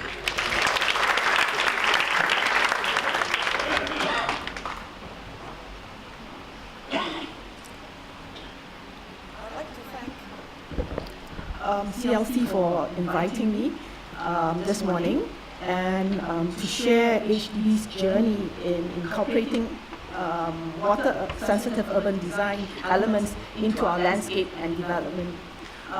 HDB celebrated our 50th anniversary this year, this month actually, and I have quite a lot to share because in 50 years we have done quite a lot of green and blue features in Singapore. One of our earlier projects was in 1970. We did a Toa Payoh Town Garden, and that also incorporated a pond, and that is actually a retention pond where all the runoff from the surrounding parks actually is stored for, I believe from one of my colleagues, it says, the watering trucks used to go there to collect the water and use the water for irrigating the streetscape planting. In the 80s, HDB started developing town parks. And within these town parks, we have Waterbodies. And our town parks are actually about 10 hectares or more in size. And the runoff from the parks and the surrounding areas are actually stored in the retention ponds, or what we call water bodies. In the 90s, we started developing, more beautiful, picturesque landscape. And earlier on, one thing actually shared that about the Sungai Api-Api. So I was very fortunate because when I joined HDB in the 90s, this was one of the early projects that I was involved with. I was involved with the planting, landscaping design around the precincts, and we worked with the engineers from PUB, and then subsequently the horticulturists from NParks, and we planted lots of mangrove along the embankment, and this has become an excellent home for lots of biodiversities, especially the birds and including the mudskippers. This is another project that I was also involved in. The Pang Sua retention pond was built in the late, I believe, 1990s. And then when I was working there, we were involved with the dressing up of the retention pond. I remember my colleagues were out there arranging rock works. They spent almost 6 months arranging real rocks along the embankments, and then later collecting the plants from Kesiang Nursery to plant up the sides so that it will soften the edges, and then the trees were planted around the pump room to sort of hide or to soften the pump room, and so that it's not so obtrusive in the landscape. We developed the Neighborhood Park 4, which is on the eastern side of the pond. That's where the HDB developments were initially. And then I was also involved with the landscaping of the precincts in contract C10, 11, 12. And I remember working with the architects, and they were all designing the blocks and the views so that they will maximize the views to the pond. And the blocks were stepped down because Bukit Panjang, Bukit means hill, and Panjang long. So when we built the development, we had to flatten the hills. So when they developed the building, they actually stepped it up to make it look like hill. So when we were doing the landscape within the precinct gardens, we actually, instead of putting real rocks, which would take us another 6 months, and there was no crane access, we finally used artificial rocks, GFRC rocks. And so we created this natural environment, and we shaped instead of having a 3-meter wide concrete drains, because we told our engineers we do not need apron drains. So all the water from the surrounding areas were all graded towards this man-made stream. And because there was such great topography, we were able to create mini waterfalls and cascades. And if you visit the site now, you would, especially after rain, you'll find that you enjoy the sound of water. And when the project was finished in the early 2000s, I remember after rain, before the rain, we dammed up the upper stream. And when Minister Mentor visited the site, we removed the sand buns and to create the water feature so that as he walked past the bridge, he could see the water coming, cascading down. And this is the Pangsua Pond, and I believe that this pond has served to mitigate and alleviate flooding in the area, because we met a group of ladies one day in the park, and he said, earlier on this place used to flood, our house used to flood, and then now that they have moved to HDB, this place doesn't flood anymore because of the pond. This is another project that our landscape studio was involved in. It is we designed a common green or a small neighborhood park within Punggol, and as the landscape architects were working in this project, they found that, oh no, there is no CE drain to drain our runoff, and they were actually designing with lots of subsoil drain. So what we did was we decided we're going to do without concrete drains and minimize subsoil drain. So we had these retention basins by using the prefabricated system. And you see in the picture, these are laid in the ground, and we covered it with geotextile, and then covered it with a layer of sand. It could be 300 to 400 meters in depth, so that it serves as a filter. And this could also serve as a sand clay for children. But in order to not attract a lot of children into the area, we planted some pandan around it, but we did leave access for kids to get in to play with the sand. And I think this has turned out to be a wonderful feature. It not only cleanses the water, but also store the rain runoff during major storms, and the water actually seeps back into the ground and irrigates the plants and the trees. The two photos on the left were taken very recently.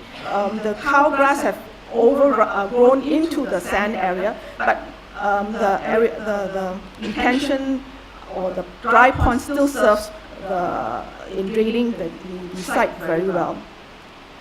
This is another project we did in 2007. We applied the previous method of retention pond into this neighborhood park, and it was a very flat site, and it had no other drainage except for the periphery CE drains. So what we did was, we told ourselves, no, we're not going to build concrete drains around it. So we created earth mounds, earth berms, from what we excavated from the pits, the jogging track, and then we put them at strategic location, and then we have swales and mounds, and that provides the drainage. So we calculated how much where the watershed area is, so that we do not need to export soil. We also don't have a lot of runoff for this project. So when it rains, you see the ponding on the right, but I think after half a day, the water will disappear because all that water will seep into the ground. The picture on the bottom left is a swale to show how the water runs through the site, and there's a little bridge so that your footpath can cross over the waterway, the little channel when it rains. So this shows how the system works, and the water feature is actually a play feature for kids immediately after the rain. But after a while, the water will all disappear. This is another project I think was mentioned by Mr. Koo and Mr. Tan in the presentation. Well, actually this project came about,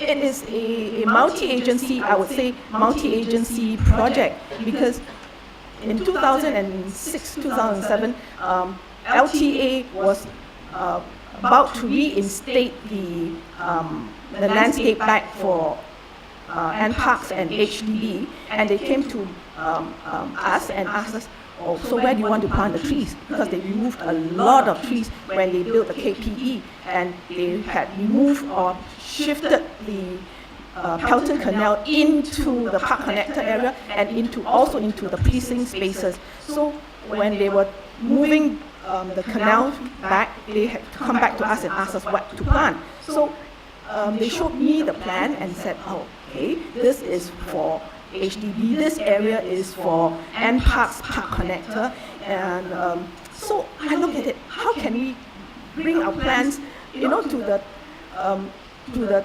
2007 standard, rather than putting the landscape back into a 1997 landscape, because that was the plan they had.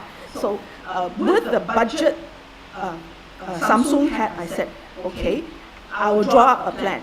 I'll show you how to put everything back, and we did that. Samsung put everything back without any of our agencies spending an extra dollar.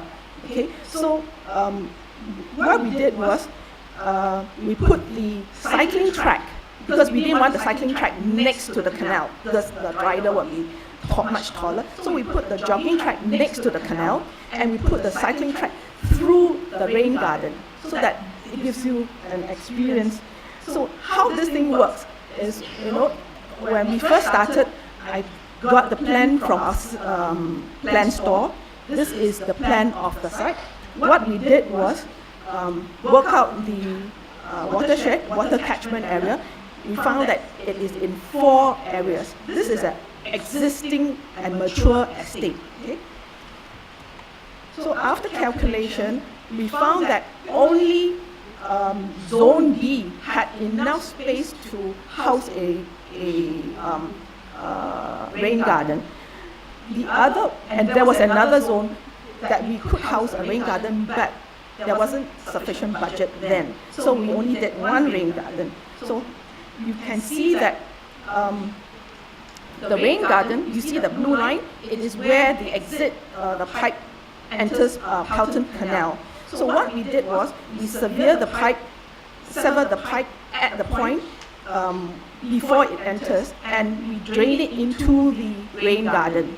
So you can see the water goes into the rain garden, and then after being cleansed and treated, it is then discharged back to Pelton Canal. So from this project, you can see that, we can have, I can safely tell Mr. Koo, we can have a lot more rain garden if we know, and if you have the budget, where the catchment is, and every outlet before the main canal, just catch the water, treat it, and discharging it. That you get a rain garden.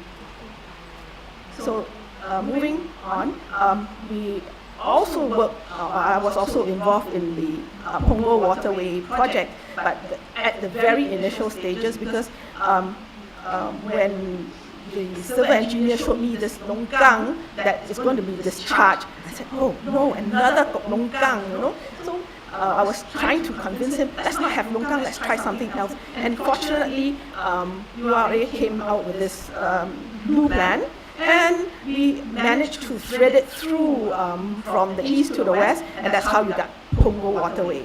So I think it's an exciting project. It has won many, many awards, and now we are building many buildings on both sides of its embankment. So some of the projects are about to complete, and in fact, all the projects along this waterway would have roof garden like the one you see on the right. So roof gardens are important because it actually slows down runoff. It cleanses the water before being discharged to the waterways. So this is another project. It's still under construction. I think later on, Atelier Drexato will may talk a bit more about this project, but there's a collaborative project between PUB and HDB, and we got the consultant, Atelier, as a consultant to work on the water management and all the design, all the good stuff. And this is a artist's impression of how, you know, when it rains, even after rain, you see this body of water, which will be a feature in our landscape. And this is woodcress, water woodcress. This project was, the residents started moving in last December, and I think the waterways in Punggol has enhanced the living environment and provide a setting for new housing typology in Singapore. It provides excellent recreational facilities, and I'm sure the housing there will be much sought after. This is Brooks, Waterway Brooks, another project fronting the waterways. This project has one of the longest frontage towards the waterway, and I'm sure residents will look forward to moving in. So finally, moving forward, we are also looking at the master plan of Bidadari, and at the moment we are calling landscape consultancy for a green and blue plan to enhance or build onto our existing master plan for Bidadari, and we hope that this green and blue plan will definitely put in a lot of the features that we have talked about earlier, and what we have done in our past projects, we would learn from those past experiences and put them into our housing as well as our overall landscape. Well, there will be a pond, and this will be a retention pond, and I'm sure this will provide a lot of recreational facilities, as well as, you know, the parkland facing it will be very much well used. And this pond also doubles up as a retention pond. Next, we are also developing the Tampines North. We will have two parks there, the Boulevard Park and Quarry Park, and both parks will also have ABC features, and hopefully you might even have a pond. Okay. With that, I thank you.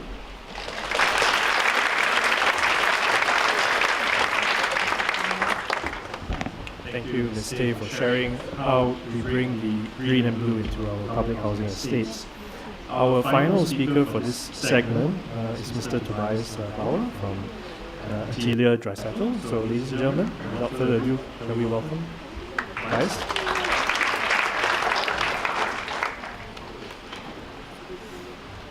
Good morning, everybody. Thanks for inviting me to give a talk and show a bit the perspective as a consultant. So we heard now a lot from the different agencies, their views, and I try to show a bit the perspective from the consultant's view. So if we work on ABC projects or sustainable projects in general, we are thinking very globally. We think, how can we sustain the planet? We are taking on responsibility to develop solutions which meets the global mega trends which are facing today. So we are seeing trends like very big demographic changes, urbanization, the cities are getting bigger, especially the Asian cities are growing dramatically. We are facing a climate change and environmental problems, but we also face natural resources. And water is one of a very important element. We have to take care for the future. As well as globalization, the world is becoming smaller and smaller. So how does it look like, water in our urban fabric? And as you can see, a picture of Kuala Lumpur, the cities are getting denser and there's almost no space and no time for rainwater.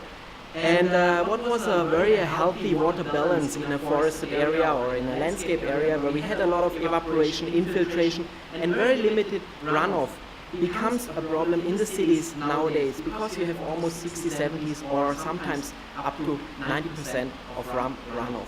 And that causes the problems of floodings, of high water stress in the cities and in the infrastructure systems.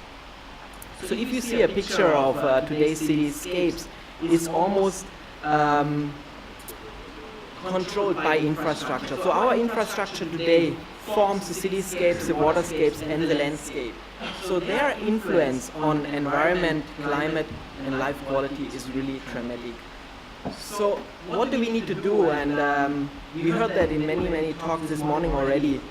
What causes the problem? The problem causes the high urban peak flows in urban development. So what we need to do and what we try to do in all the project is how can we achieve again natural peak flows even in urban developments. And Mr. Tan presented the example of Punggol C39 where we try to achieve a greenfield runoff even after the development is completed. And that's exactly what this graphic should show. So ABC water design approach is not an end-of-pipe solution, it's really an integrated solution where the city performs like a sponge to detain the water, to clean the water, and to control the runoff. We heard a lot about benefits, and maybe some of them are repeating, but I just think I want to emphasize on that again. So we have environmental benefits. We increase the green coverage through ABC Waters projects. We increase biodiversity. We saw many pictures of these already.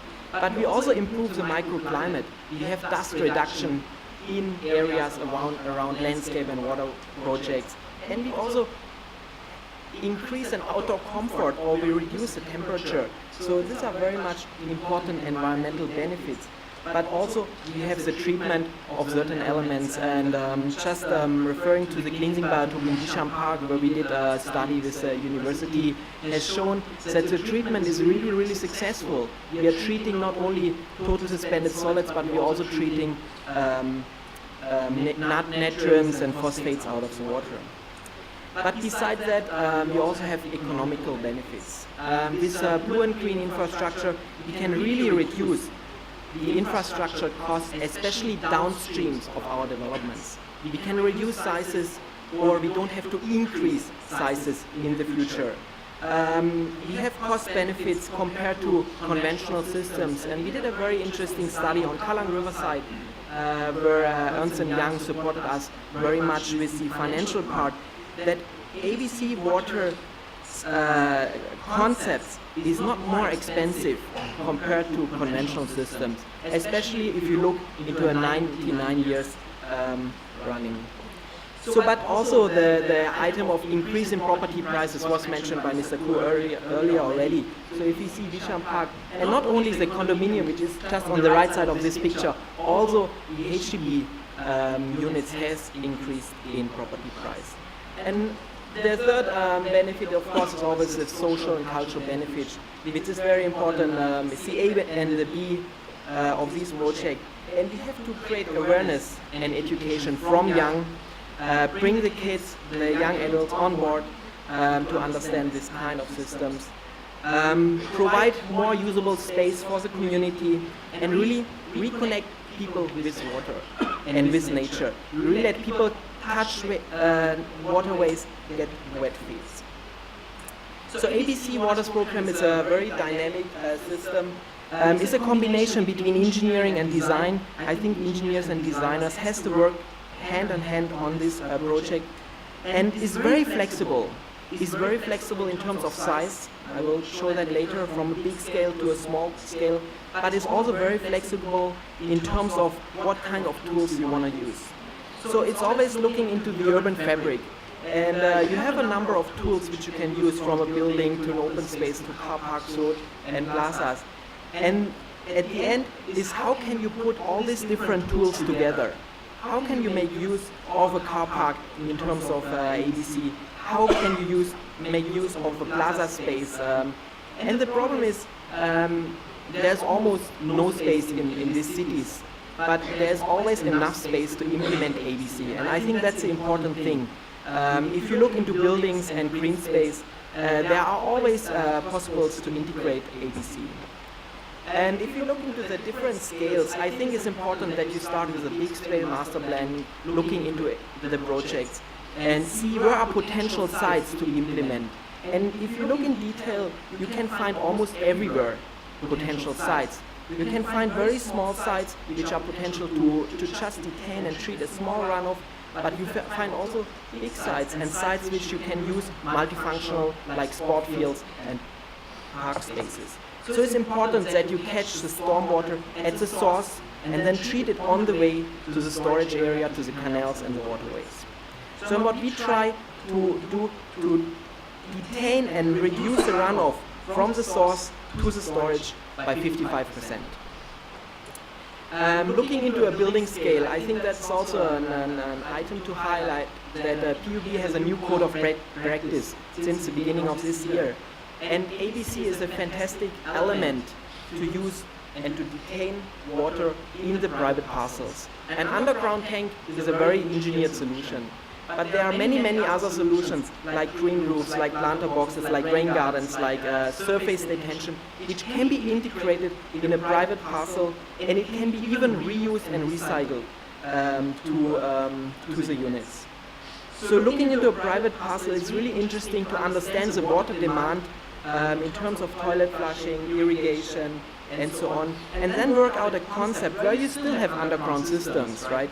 Where you collect the water from a green roof, but then you can think about recycling, about surface detention, and then you overflow a reduced amount of water into the river.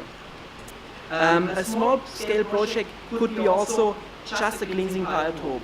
And the cleansing biotope in Bishan Park was on one hand to clean water, to bring it back to the canal, but it was also to provide water for water playground. And that is the first water playground in Singapore, which uses recirculated water through a cleaning system, which is purely natural. So we are not using any tap water for this project.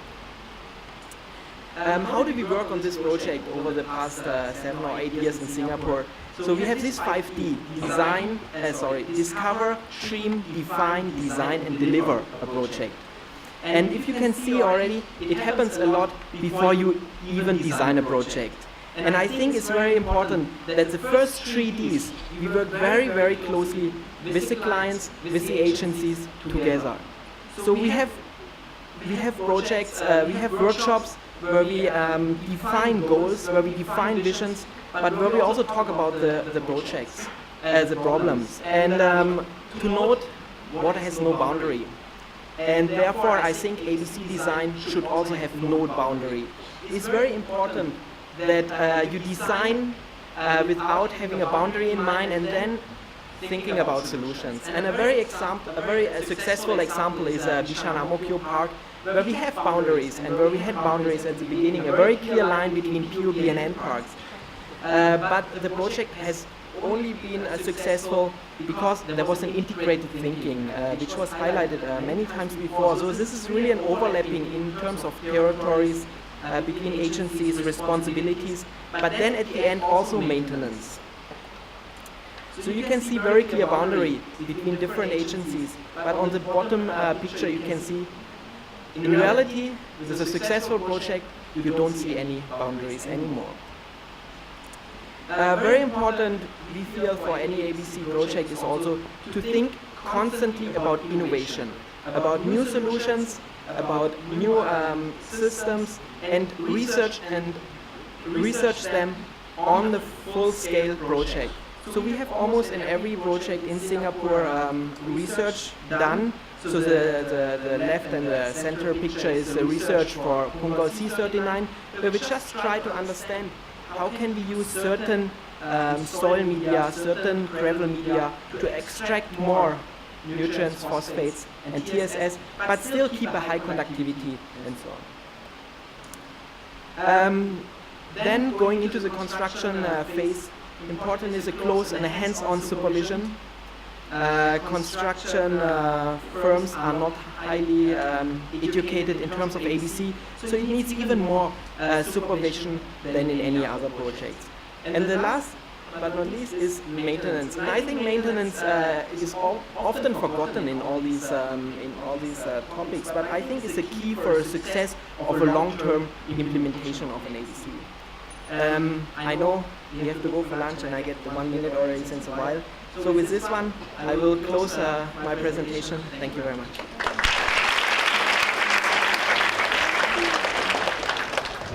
Thank you, Tobias, for saying that water has no boundaries. If I can actually share a quote that I picked out last night from geographer David Wallace. Land and water are not really separate, but they are separate words. And we perceive things through words. So let's not be bound by words and bound or freed through vision. Ladies and gentlemen, we have a 10-minute break. We'll see you back here in 10 minutes.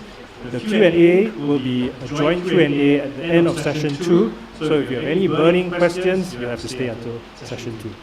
Okay? See you back here in 10 minutes. Thank you. Welcome back, ladies and gentlemen. We will commence session 2 in a bit. My apologies for not having enough forks. If it makes you feel any better, I didn't have anything to eat. Okay, so our first speaker for session 2 is Dr. Waterman, a Dutch water and environmental expert, and he will be sharing his thoughts on what he calls aquapuncture, not acupuncture. So, Dr. Waterman, please.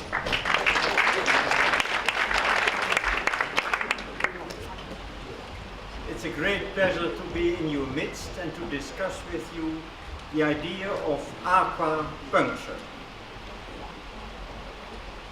This is a little bit too beautiful, so I skip it.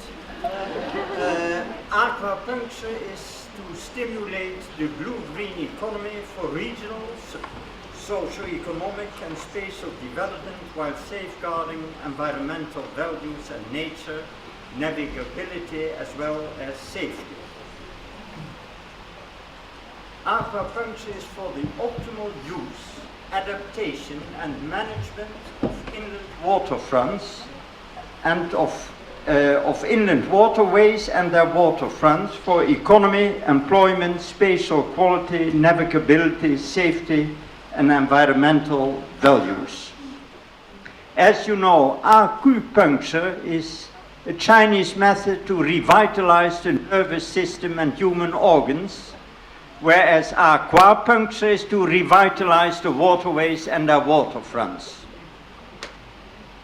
And we apply it now worldwide with success. By the way, the ABC program fits perfectly into this concept. In our experience, which started in the Netherlands, our waterways between cities were very intensively used for the transport of persons, of fruit, of vegetables, of potatoes, of goods, persons, everything. But at the same time, it used to be an open sewer. then what happened is the fast railway system came into being and the fast road system around and in cities. And the waterway was neglected. Cities went to their back to the waterfronts. Even canals were filled in. Old inland harbors were filled in and replaced by roads.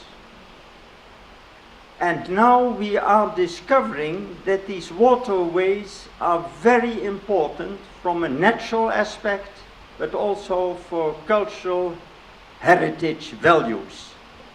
So now we are revitalizing the waterway system, and in the meantime, sewers came into being, wastewater was purified, so the quality of the water was improved.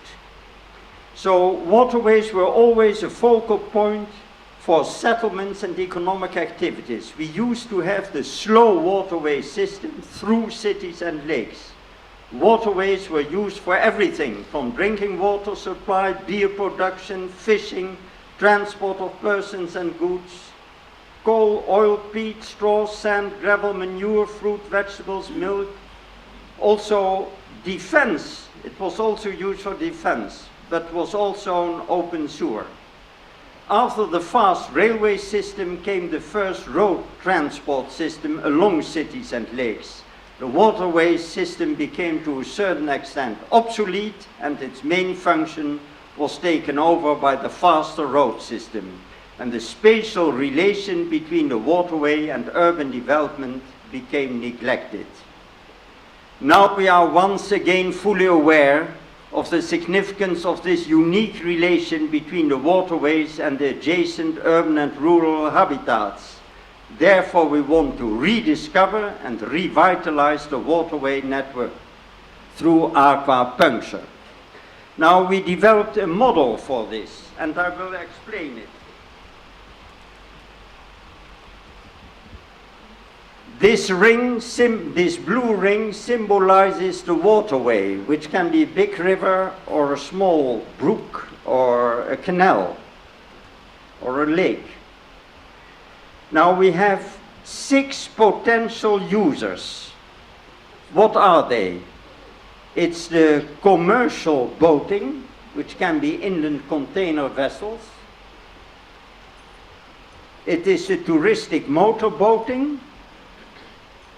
It is the water sport, sailing, rowing, rafting, canoeing, angling, diving. And then we have a special sector, and those are the events, 1, 2, 3, or 4 times a year. And it can be a dragon boat festival, it can be a floating flower show, it can be a concert on water, and they attract 1,000 up to 1 million visitors per event. They are very important.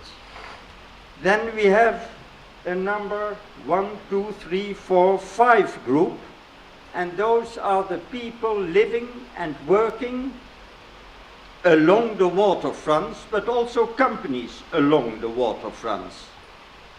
Restaurants, hotels, etc. Wharves even. And finally we have the 6th group, and that is the flora and fauna in the water bed, in the water column, and along the shores of rivers and lakes. So that is the user groups, the potential user groups. Then we have the urban and rural characteristics. In this case you recognize the old housing along the canals in Amsterdam, the old bridge, the Rembrandt Tower. Here you recognize Schiphol Airport, surrounded by a ring-shaped canal. Here are the cities with their characteristic spires. We have the cultural heritage value. You recognize the windmills, the cows, and the tulips. We have the farms in the landscape. We have the greenhouses, and here you see a modern city, in this case Rotterdam. with the Port Authority building, the Hotel New York, and port-related activities. And finally, the water flows into the sea. To put you at rest, I have only 5 minutes left.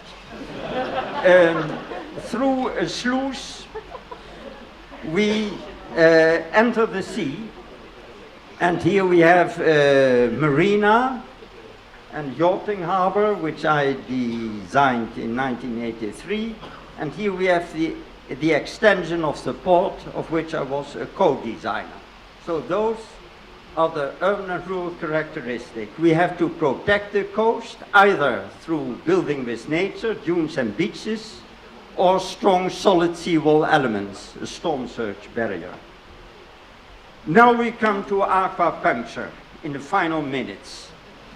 Those are all the physical adaptations and interventions. The height of bridges above the water depth, sluices and sluice adaptation, aqueducts, room for the river, widening a canal or a river.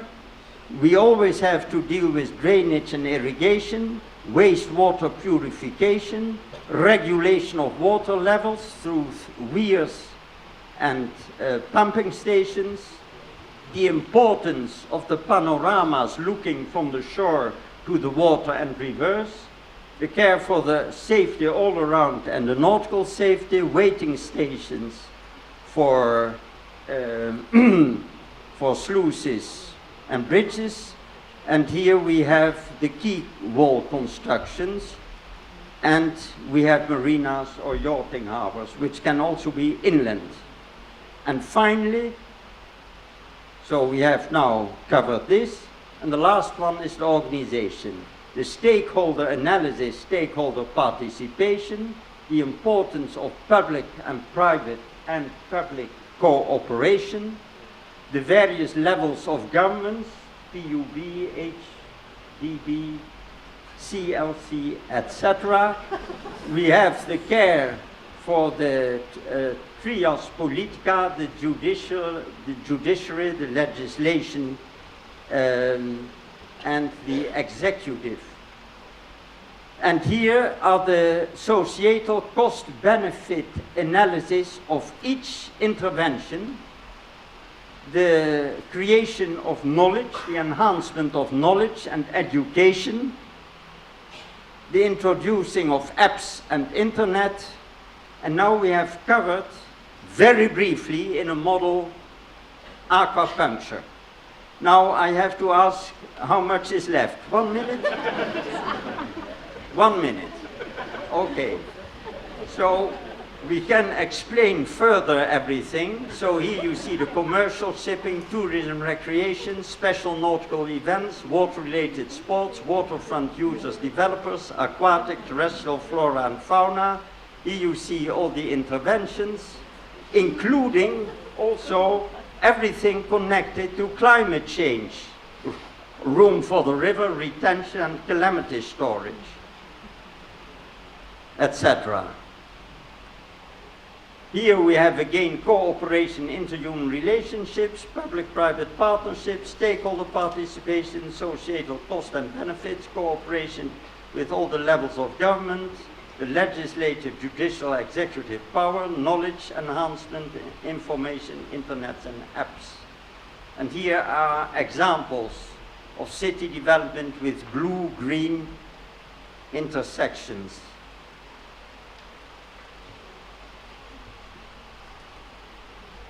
And then I have hundreds of slides, but I have to stop now. Thank you very much. No one fell asleep, but this is the essence. And I wanted to convey that to you as a source of inspiration. We run a European program, European Waterways Forward. I gave master classes in Dublin, Paris, and Brussels. We are now working in many continents on this subject. Thank you for your attention.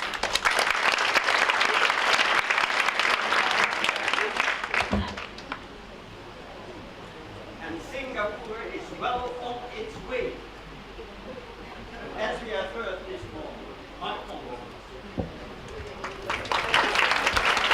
Thank you, Dr. Waterman, for your encouraging words. If there are any more questions for things related to aquapuncture, the good doctor will be joining us again for a panel after the next speaker. So next up we have Dr. Herbert Dreisettel from the Liveable Cities Lab, and he will share with us his work in Singapore. So Dr. Herbert, please.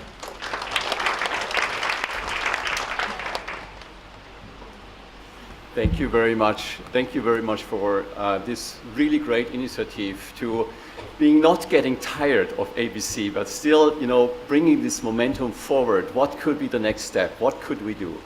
I will focus very brief, not so much what we have achieved, what we have done, but what might be a next perspective, what might be the courage we need to give hope to next generations.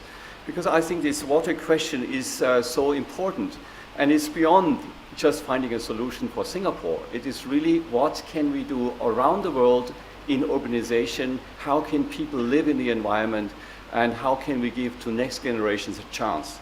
So I think the water is an extremely important point.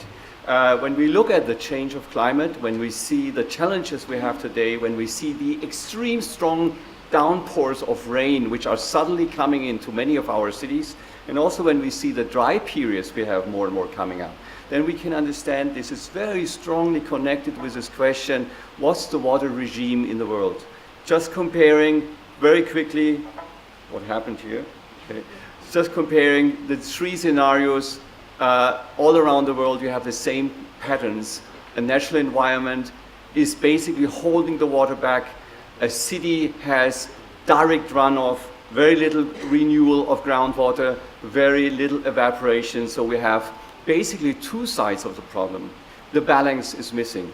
We have either too much water at one moment, or we have no water when there's a dry period. I think even Singapore can experience this, that we have dry periods where we suddenly are in the question, do we have enough water for all our green infrastructure we built, for the vertical greens and so on, where we need more and more water for the future. How to balance this is the question.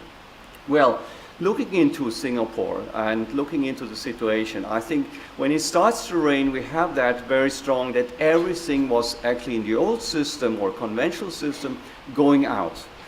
Quickly, the backside, not very well treated, and all our canals, like this was the one, of course, we know, Kallang River at Bishan Amokyo Park, was very much the backside.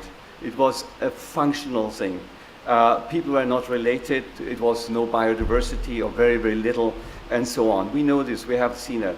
And also Tobias from our Atelier Dreisettel office showed that it is so important to look different at cities and the function of cities. We must find better solutions. How could they look like? I think we have to take small and large scale, any opportunities in the city to bring wet and dry and to balance actually the extremes and to equal it out. And we can also on top of that use things like that we use bioengineering or biotechnologies. What nature is doing anyway on the planet, we can bring this back into our cities as a system. And it's basically comparing, there are two kinds of mindsets. One is to get rid of water as quick as possible.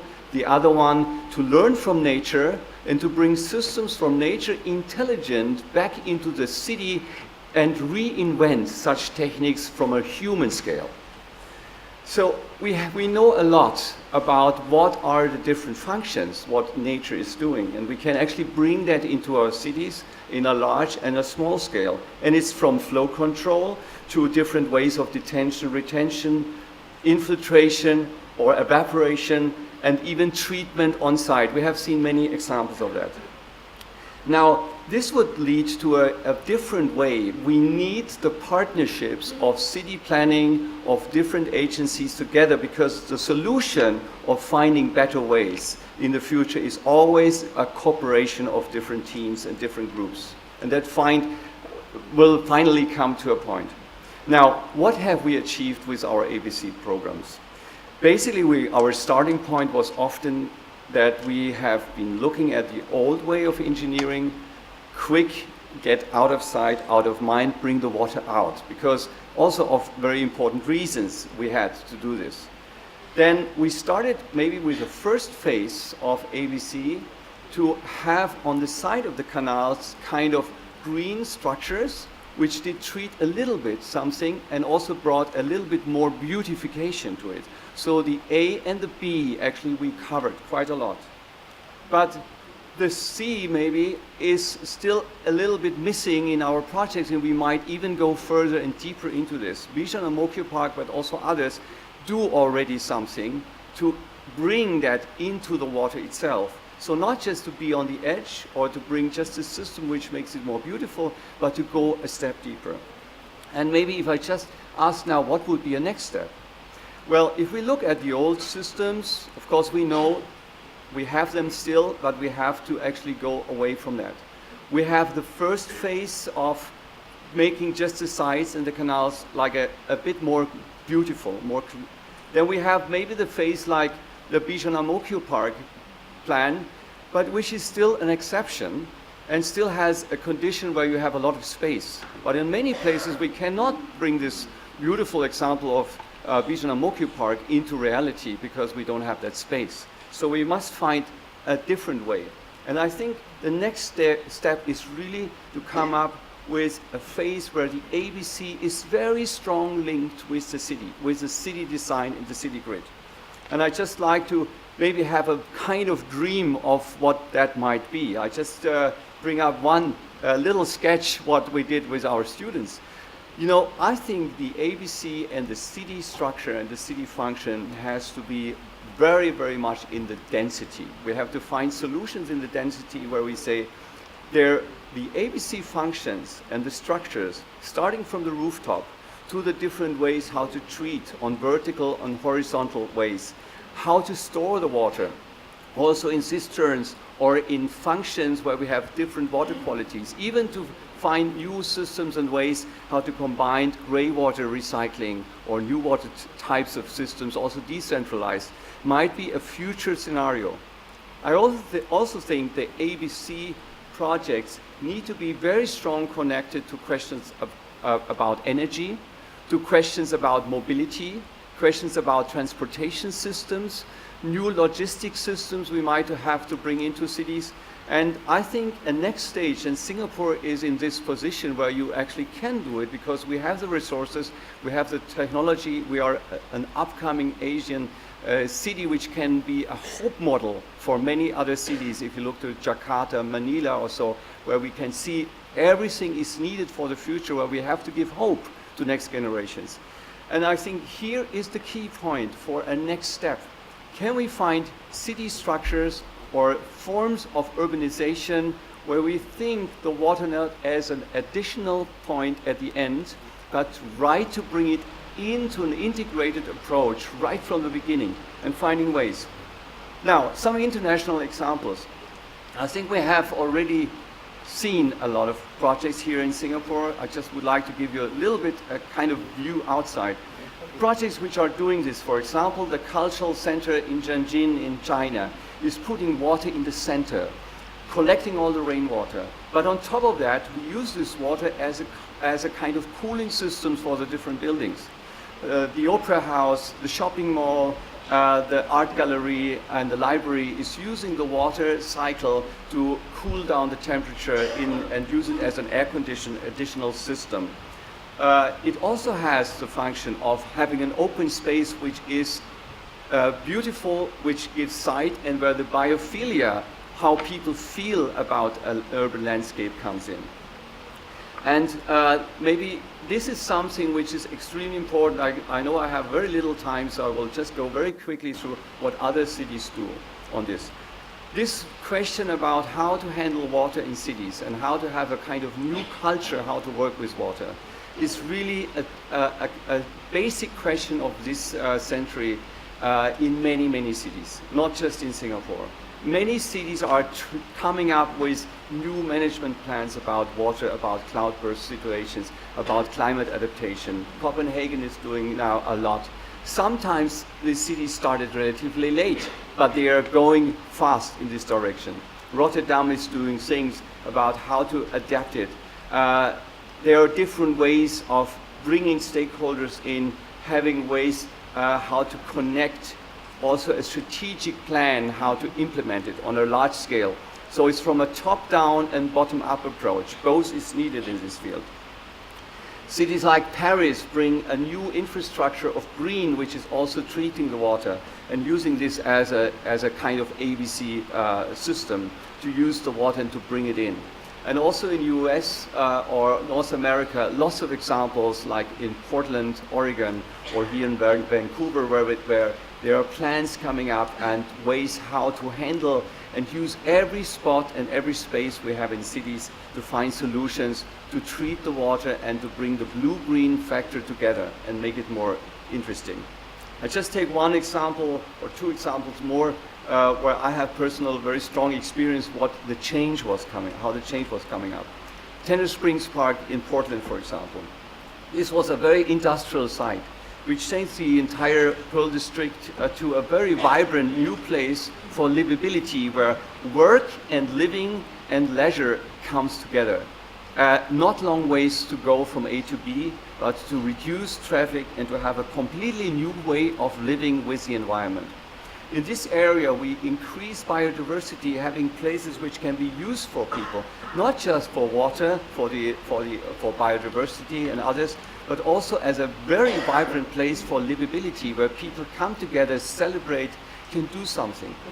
There are so much potentials to actually bring this momentum of making it friendly for people, making a new way of introducing the environment to people, not just a decoration, but something where you really can live with the environment.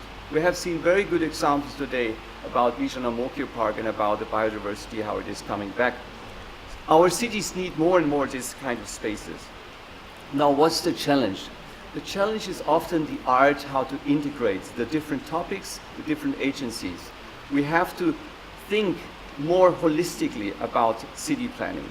And a very important point is that we have to give up our silos. We have to give up our silos, how we are educated, how we have responsibilities, how we actually separate budgets.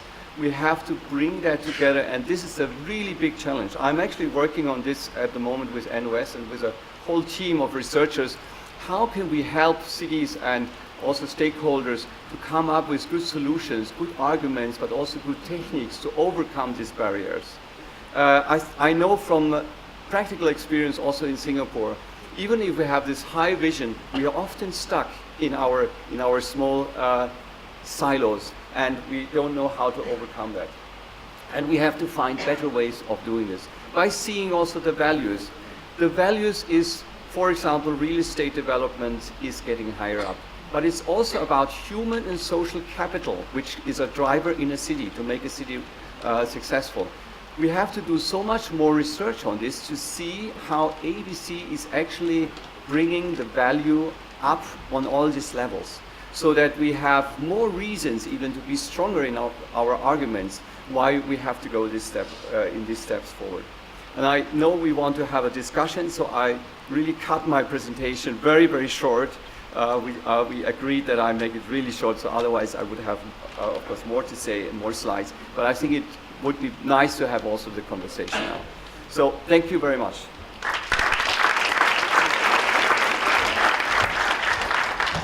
Thank you, Herbert, for bringing us to Paris and Vancouver and back to Singapore. We will now proceed with the panel discussion. So before we commence the panel discussion, I'll remind participants that after the panel session, we will continue with the Q&A session. So I'm sure there are a lot of burning questions that you've been holding. But before you ask your questions, first raise your hand. And also, if I could ask that you introduce yourself and your organization before you ask the question, so that the panel will have a good appreciation of who you are and where you're from. So without further ado, please join me in welcoming our panelists, Dr. Waterman, Herbert Dreisettel, and Mr. Tan Guan Sing, and Yu-Ning from URA will moderate. Those were two very interesting presentations from Dr. Waterman and Herbert as well. And it just begins to whet everyone's appetite because it seems that there's a lot more that you're able to share on those topics. And I find it fascinating that both of you touched on beyond the obvious benefits of ABC Waters and this type of features, that the economic and the societal aspects are also important considerations. I wonder if the two gentlemen would like to elaborate a little bit on that, and how can we more actively take that into consideration in the local planning context.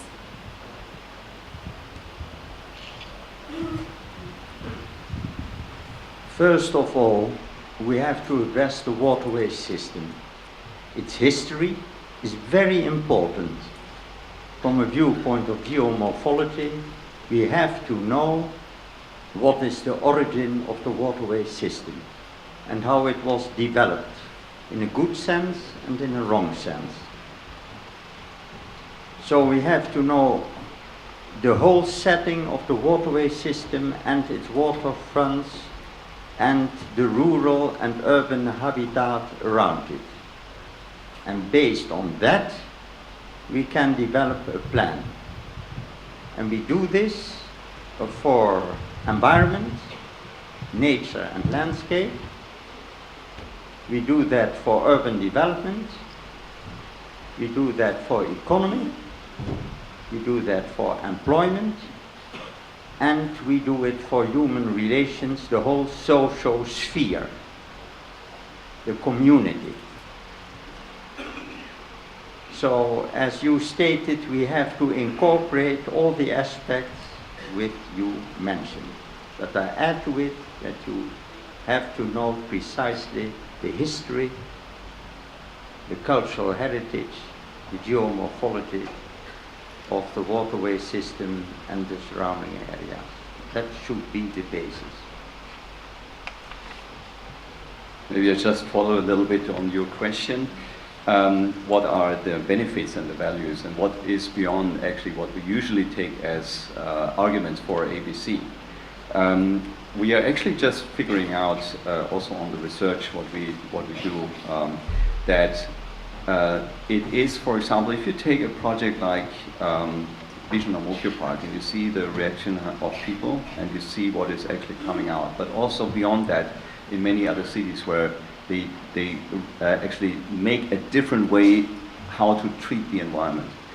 I think there are many aspects which we usually don't think about it. This is a city which has a very healthy environment, can attract much better employees, much better people to stay in the city and to actually appreciate that a city is good. Livability is a key driver for success of cities. It is also connected to the question of health. If a place is vibrant and interesting, people go more out and are more outside in the environment, and it has an extremely good effect about psychological well-being, about antidepressants, about having a better family connection and family life, because you don't need to drive to Malaysia or somewhere. You can actually stay in Singapore and say, okay, I can reduce my travel time because I can do it every Sunday, or can take a bicycle tour. So the value of human capital and social capital is something which is extremely important for cities. I think a second part is the care about the environment. If I think about the old systems, or systems we still have with monsoon drains, they look ugly, so no one actually cares so much. We litter a lot still. If I just look at some of the waterways before it goes in the ocean, what you have to get out. If you take, for example, Pandang Ulu Canal, even it's nice, but there's a lot of littering going there. So I think making the environment as part of ownership for people and feeling that this belongs to us, we take more care about this. And this will be a key for actually to exist in cities for next generations. Guan-Xing, I do see that PUB recognizes these aspects, and you're also doing a lot to try and build up the care of the environment and that stakeholdership in that sense. of the community with the waterways. Maybe you can talk a little bit on that, and what else, what's next for PUB in terms of building that up, that part of it? In fact, this will be one of the topics for the workshop this afternoon. Right? The issue of how do you engage the stakeholders and get them to take ownership. So in PUB, we actually set up a whole new department to take care of this thing. And that was the community relations department. And of course, Linda, I think somewhere up here in the audience, she'll be facilitating one of the workshops this afternoon. It's really how you are, as an agency, we have to be more proactive, right, with the public and the residents, and not to see them as problems, but really as partners in whatever we are doing. And so that's why we consciously actually work with them right from the beginning of the project. Right, when the moment we start to do the preliminary design and all that, once we have details of the project, we will then share it with interested groups, okay, either through workshops or through focus groups and all that. And then along the way, we will take in the feedback from all these groups and incorporate the requirements or their wishes into the design as far as we can do it. And also, in a way, also to then educate them about a lot of the features that we are incorporating. So some of these things, they may not really understand how it works and all that. And we need to educate them so that they also in the end know how to take care of it and maintain it. So there is a lot of effort that has to be put in to actually get the public on board.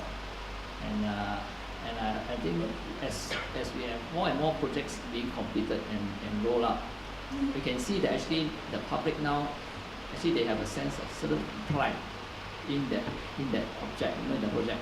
So like Bishan Mokyo Park, you can tell that actually the residents there now are very proud of that the park, and they, in a sense that will then engender them to also take ownership.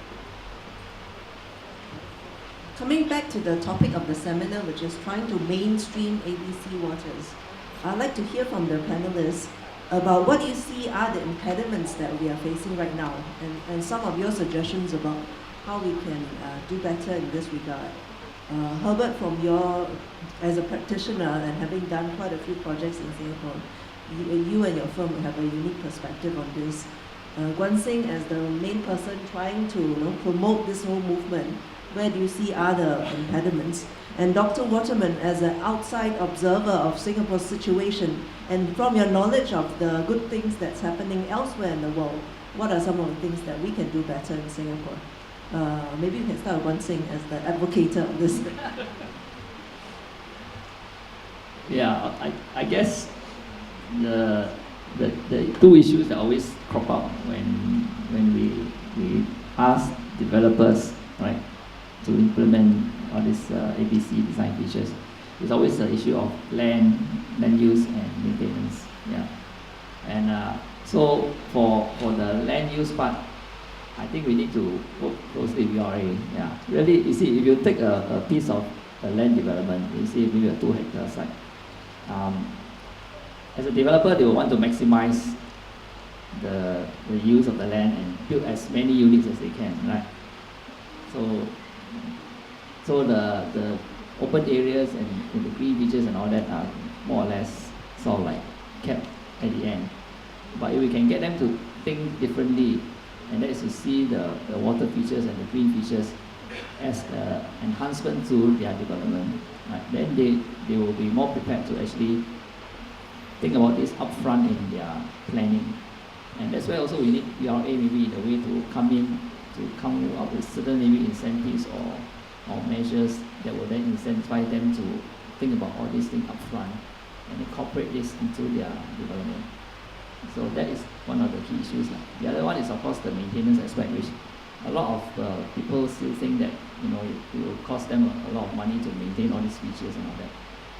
We have now shown that actually through experience, actually it doesn't cost you much, because in a way, if you have to take care of landscape in your condominium or even your estates, the cost that you spend to take care of all the plants and the shops and all that, this is actually the same amount as what you do for your ABC or features.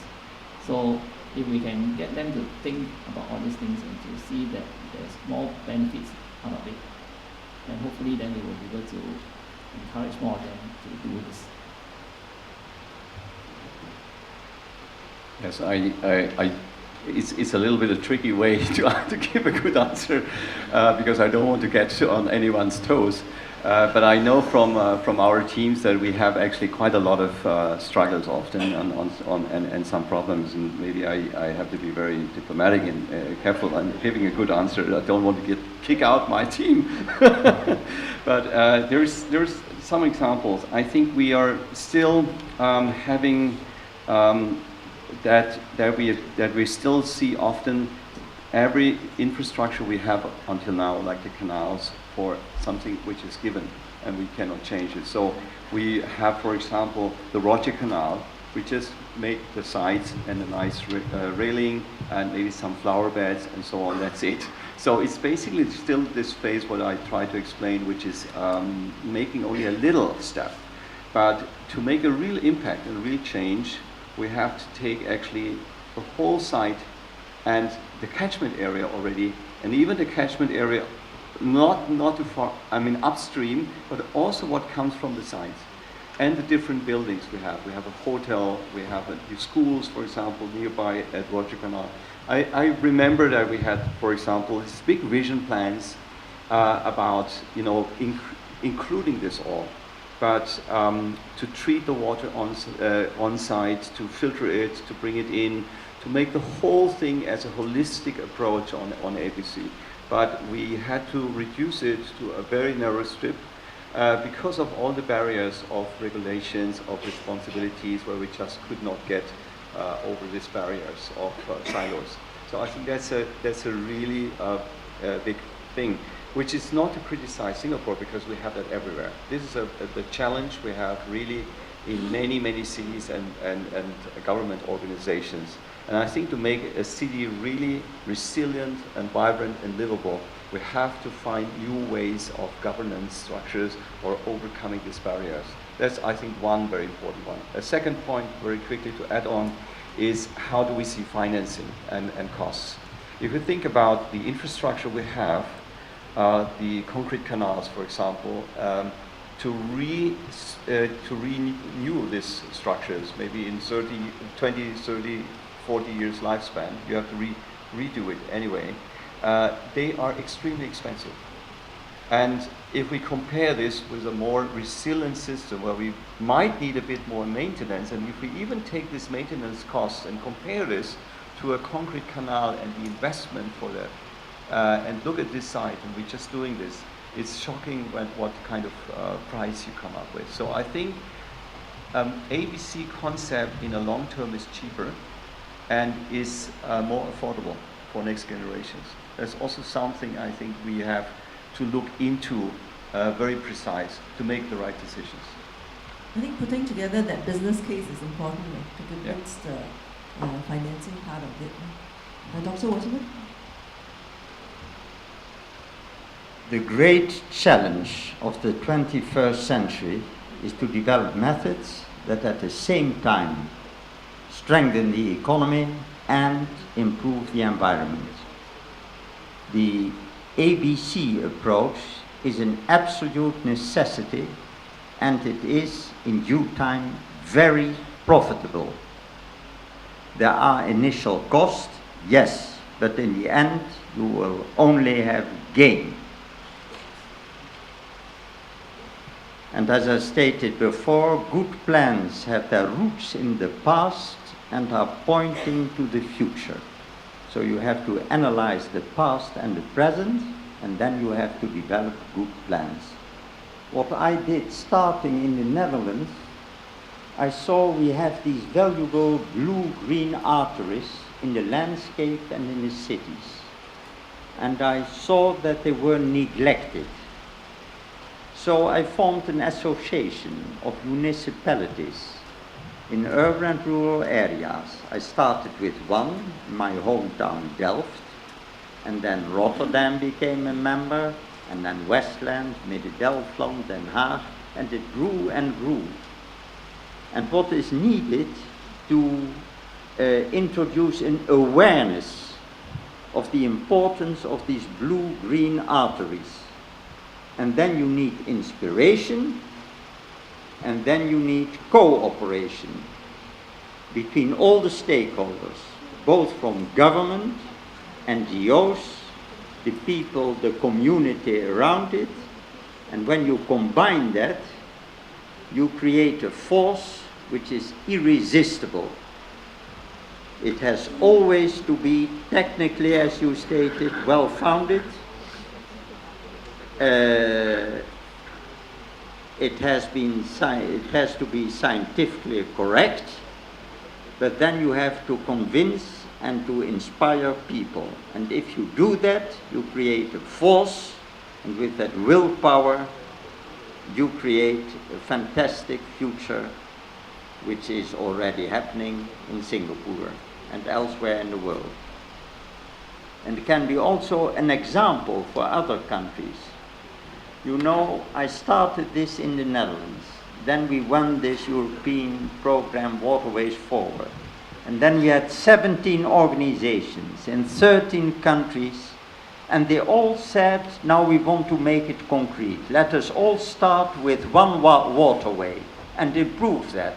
And they all choose in Norway, in Sweden, in Finland, in Great Britain, in Ireland, in España, in Italy, in France, in Poland, in Latvia, and they all choose a project.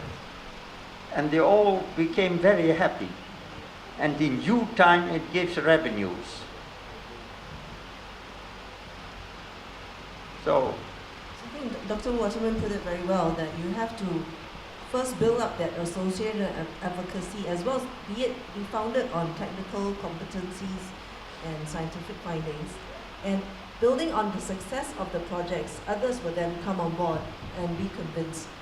I think we can see from the morning's sharing of the projects that we are developing that kind of, in a way, champions in the different agencies. And as the different agencies start to work with PUB on these projects and see the benefits and the success from the projects, then it in a way begets more projects. And the boundary issues that are happening today will slowly over time, be changed, because it's only through working together and finding joint solutions that then there's confidence to proceed with new models of working.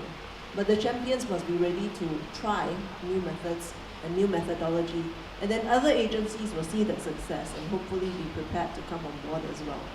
I think it's timely now to invite the rest of the panel members to come on stage so that we can take the Q&As from the audience. May I have the panel members, please?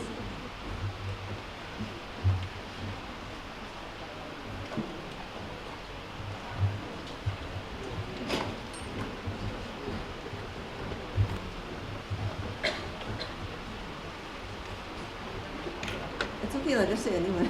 I think people recognize you by now. Okay. May I invite the audience to give a first question? I see John over there. John Ting, please. And then the gentleman to the front after that. Let John have a question. Good afternoon. Please introduce yourself. I'm John. I have a make few your question comments crisp. just to share with the audience, especially the younger people in the audience. And hopefully I will teach their mind to think a little bit more about what went on this morning and a bit of this afternoon. Three observations from Ten Chai's remarks. First one is, I think the pollution of the city is not due to industrialization. That is a given Bible from the Western literature, and it's all wrong. So think about it. My pet theory is due to the people, not the industrial revolution. Okay. Second remark regarding Ten Chai's comment. Singapore is not that small. It's more than 700 square km. We've all been drilled in the head that it's only about 670 to 700. Singapore is more than double the size, okay, including the land. So we should unloosen ourselves, not to think of ourselves as just working on the terra firma. The sea around us is a valuable attribute. Okay. Now the third remark regarding Ten Chai's comment is, I mean the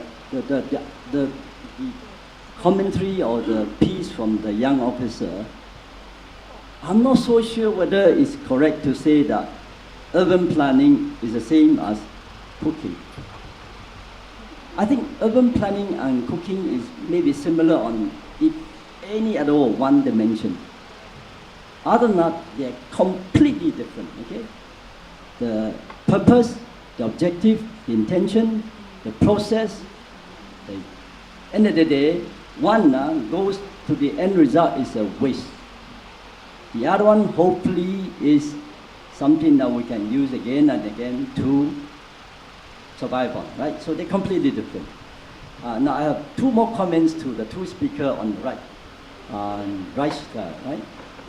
I think it's not wise to advise Singaporeans to do a beautiful home and not have to drive to Malaysia anymore. If Singaporeans start to navel gaze and stay in Singapore and not step out, that'll be the beginning of demise. So careful. Now, the presentation from Waterman is fascinating. He's able to do his whole presentation with one slide. That's how clear his thinking is. So I want to ask him whether, in the history, Singapore has some similarity to Venice and Holland to some extent. Now the Venetian embraced the sea. The Dutch, to some extent, conquered the sea and embraced it to some extent. But there's still that tension between the sea and the land lover. Singaporean at the moment, fortunately we didn't have to do it for the last 50 years, but my humble sense that next 50 years, if we're not innovative enough to go and embrace the sea, we will be really limiting our potential. So I'd like some comments from everybody in the room and also from the audience. Thank you. Okay, let's take the second question. Maybe in view of time, let's focus on questions and maybe not comments. Huh? Hi, my name is Kaushik. I come from the research center of SAP. It's a German software, enterprise-based software. But recently we are focusing research activities on livable urban cities, how government can better, reach out to citizens and provide them better facilities, and doing projects in Australia, India, Singapore and Southeastern region. Do you have a question in there? Yeah, I'll tell you the question. So, my question is for Dr. Waterman. In your presentation, interestingly, I saw that you mentioned, among the things that can influence better management of urban water bodies is also internets and apps. So, can you please, say something more about that? That is my interest. Thanks. Thank you. So a specific question to Dr. Waterman. Yes, there were two. The first speaker said Singapore is a land with a surface area of 714 square kilometers. But indeed, Singapore has also an exclusive economic zone in the sea, which is 824 kilometers square.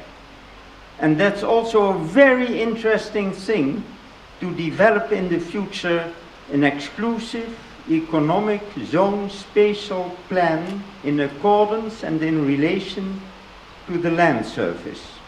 I'm in full agreement with that. Now I come to the other question. What was the other question? How do the internet and apps kind of... Oh yes. In your slide you had that. Yes. Does it help? Well, when you have tourism in Singapore, you can devise a river cruise with catering and music on board, and you can provide for apps to make a very interesting tour in the Marina Bay, in the Kallang Bay, in the Singapore River, part of the Kallang River, and you can use apps and internet to inform the people they want to visit a cultural historic area with explanations. So the internet and apps play a role in the development of the waterway system. That is the answer to the question. May I make one more comment because of the discussions we had? There was the part of cost benefit. if you do nothing with your blue-green arteries, you have enormous negative costs. I already mentioned yesterday Jakarta. Jakarta has a 13-river system. And what do we see? The people throw all their garbage in the rivers. They build kampongs in the river. The rivers are completely clogged up. They extract too much groundwater. We have a tremendous amount of land subsidence. The rivers are clogged up. And every monsoon we have tremendous flood disasters in Jakarta. And that shows you not only have to look at positive cost benefits, but you also have to look at the danger of doing nothing, which will cost you much and much and much more. That's a good point. Questions for the speakers? Back there, please. Yes, the gentleman in the blue shirt. Hi, good afternoon, panelists. My name is Bernard from HDB. I got 2 questions for Mr. Tan and 1 question for Mr. Fu. So my first question would be like, for those industrial estates near the water catchment areas, are there like water quality treatment guidelines for the industrialists? And how can we ensure that these guidelines are not too stringent such that the industrialists cannot comply, and this will add to these unnecessary business costs for them? My second question is that for new water treatment, right, it's very energy intensive because it requires like the fossil fuels to generate the electricity to treat the new water. And we are releasing this new water back to our water catchment areas to treat them again with the water in the water catchment areas. So there's double treatment of the water. So is this like sustainable in the long run? And so my question to Mr. Fu would be, for JTC Clean Tech Park, right, the nature of the industrialists are that they are clean industries in the first place. That's why JTC is able to develop like Clean Tech Park. But how can we like so-called duplicate the success of this Clean Tech Park to heavy industries instead of this kind of clean industries? Yeah, thank you. Okay, first I'll answer your first question regarding the water quality of runoff from industrial estates, right?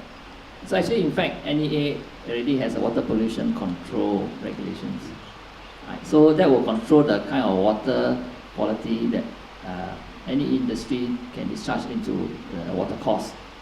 And you have the 2 types of water course, which is a controlled water course and uncontrolled water course. So controlled water course are for those drains and canals that flows to the reservoirs. So those will have a more stricter regulations. That means the requirements for the water quality is higher. Whereas for those that are going to uncontrolled water course, which eventually goes to the sea, the water quality requirements are less stringent. So these are already all set out in the regulations, and all the industries and everybody else have to follow. Okay. Then regarding your second question on the new water, yeah, whether is it sustainable, right, to send some of the new water into the reservoirs and then to treat it again at our waterworks. First, I'll say that actually the amount of water that we put into the reservoirs is very little. About 90%, more than 99% of the new water that we produce are sent to the industries, right, for use in the cooling towers, for their wafer fab use and all that. So only a very small percent, less than 1%, actually goes to the reservoir.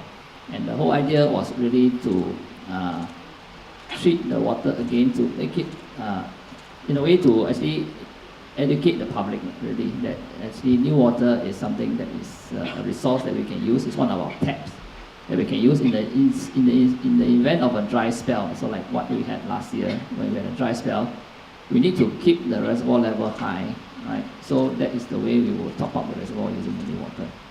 But not so much as really to the concept is not because it's really to educate the public that water is still a scarce resource. Adrian, and after that, I also like to invite Tobias to speak about whether you have some ideas on how some of this type of feature can be done in heavier industry areas. Just to answer the question, actually, different industrial estates have different type of activities. What we have shared with you today is mainly on Clean Tech Park. whereby we have trying to cluster all the clean tech related activities, in particular R&D, into this location. But if you take reference from other industrial estates such as Jurong Island, where we have a high concentration of petrochemical industries operating from that island, and we do have other initiatives, for example, like Jurong Island, this version 2.0, where we're looking at how that we can strengthen the ecosystem within the industrialists located in Jurong Island so that they can tap on each of their resources. For example, waste heat from a company can actually be used to supply to another company which requires process heat. And that actually allows us to operate our industrial development in a more sustainable manner. Whether, as I mentioned earlier in my presentation, whether we see a transformation of all our industrial estates into such a green environment, I think we need to take one step at a time. In particular, we are collaborating with QUB as well to look at water technologies to see how we can get our industrialists to actually recycle the water that we use. So that's some of the initiatives that we are also concurrently undertaking. Maybe to add on this point, I think ABC is a very flexible system. And I think even light industry, heavy industry, you can include certain ABC systems. So if you have concerns about runoff pollutants, you can easily separate roof runoff from other runoffs, which goes in a separate source of treatment system. So to answer your question, I think it's definitely possible to implement ABC in almost all locations. Thank you. I think we had a question in the front, lady in front. Would you pass the mic to the first row, the lady in the first row? Please introduce yourself. Hello. Hello, my name is Marta, and I'm a lecturer at the Polytechnic, Temasek Polytechnic. You know, I think it was a wonderful presentation, and I really think it's, we all share a very beautiful vision for the city. We all want beautiful things. And, you know, we teach our students how to do these things in a way, you know, from our different backgrounds. We know these things are possible. But I would like to explore a little bit more of what one of the speakers mentioned. Is about the relation between these beautiful visions and governance. Because a holistic vision requires a holistic governance. And we all know it's not only Singapore, but the big problem to turn these visions in reality is the fact that our governments are, or the governance of our cities are on the hands of segregated institutions who take care of different ingredients of the city. And there's a lot of legislation and bureaucracies and a lot of paperwork, miscommunications, and on and on and on. So we all have beautiful ideas, and all our beautiful ideas are almost impossible to put in practice most of the times. That's why I quit my profession as planner and architect and I started teaching. And I would like to take the opportunity that we have speakers from, you know, exploring these visions, speakers that represent institutions, speakers that represent my beautiful city in Delft where I lived for 12 years. And speakers that I think it would be relevant to kind of brainstorm together, to explore possibilities, to okay, we all know we all want beautiful things, but what can we do? Does someone have an idea of how to make these things easier to implement, more holistic from really the perspective of government, rather than just, you know, designers? We are very creative. We can come up with solutions for everything. The problem is how do you put them, how do you translate them to reality? Thank you. Thanks for the question. I would see that Singapore has probably seen more success in these areas than others. But I'd like to hear from the panelists. Maybe I'll hear from Guan Xing, Herbert, and Dr. Waterman, as well as be true from your experience with HDB projects as an implementer, as well as in a way, the client for the projects. and also from Jason Wright from MPark's perspective. Starting from you, Benzi.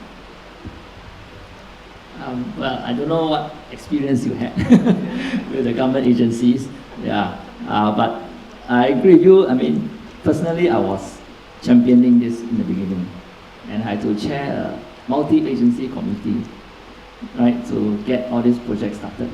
And you're right, I mean, we face all these issues, right? Each agency will have got their own turf and say that, you know, this one you cannot do in my area, this one you cannot do. But I think it's really a slow process of changing mindset. And one thing I think we're quite fortunate in the sense that the CEOs of the agencies, they all have the same mindset. They are very tuned into this vision. The issue is really at the staff level. Do they have the same vision? Yeah. So actually yesterday I was at the NTU. I purposely went to take a look at the new halls of residence that they have just built. The 2 new halls of residence. And as part of the development, they actually created a very beautiful ABC Waters landscape. They have a retention pond, then 2 linear wetlands, and rain gardens, and then a recreational pond. And all this thing was done because the management understood that you must have sustainability in all the development. And so that was actually a very deliberate process where actually they planned in the water features, everything into the development. And now if you go and take a look there, I'm sure you've been there. The new halls of residence is beautiful. I mean, I really envy those students who are staying there. You can just look out of your room and you can see this beautiful river coming down.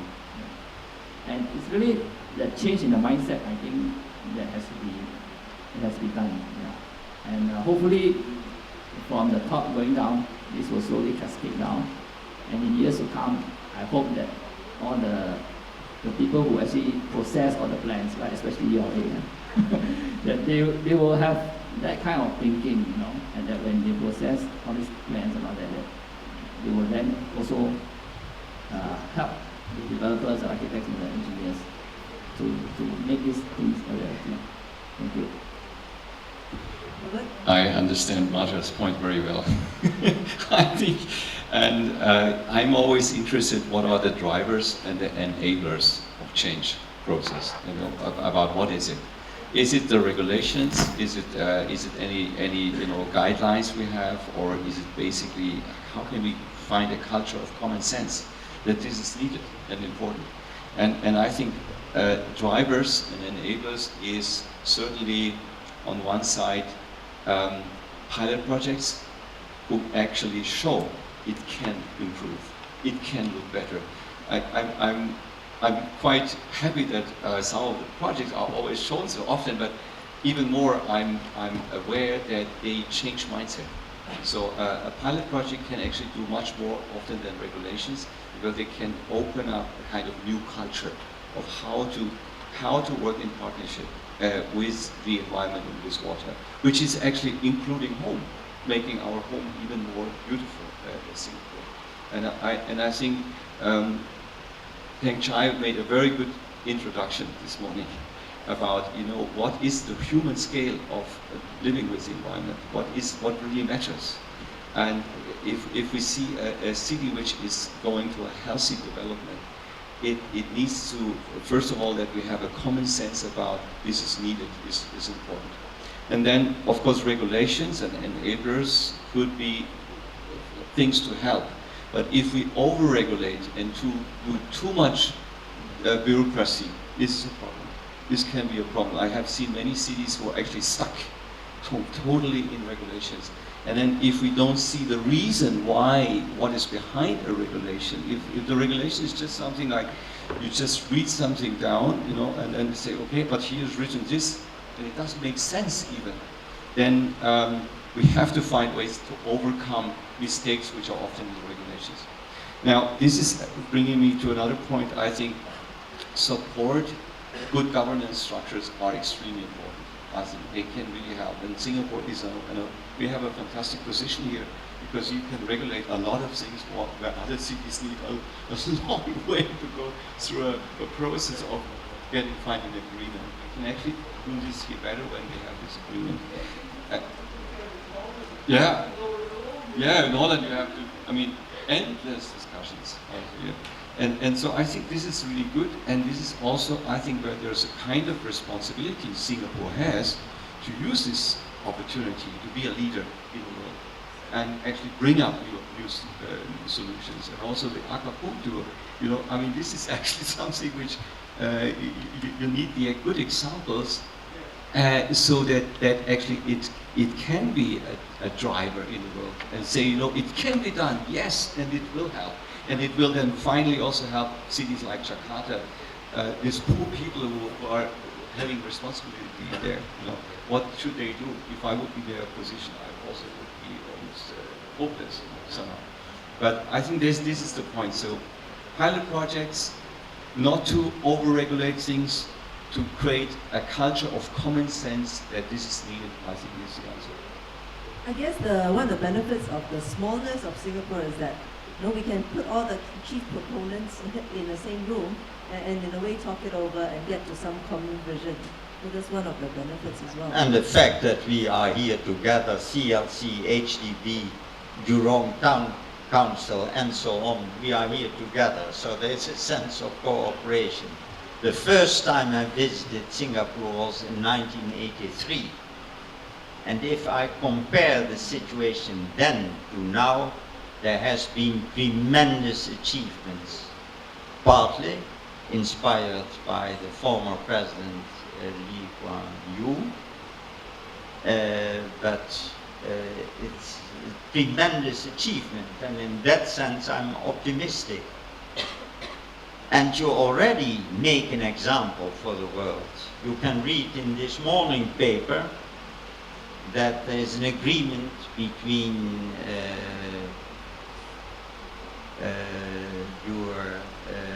Jurong International and Surbana to plan the new capital for Andhra Pradesh in India, which shows you, and that's another benefit, and that is exporting the knowledge.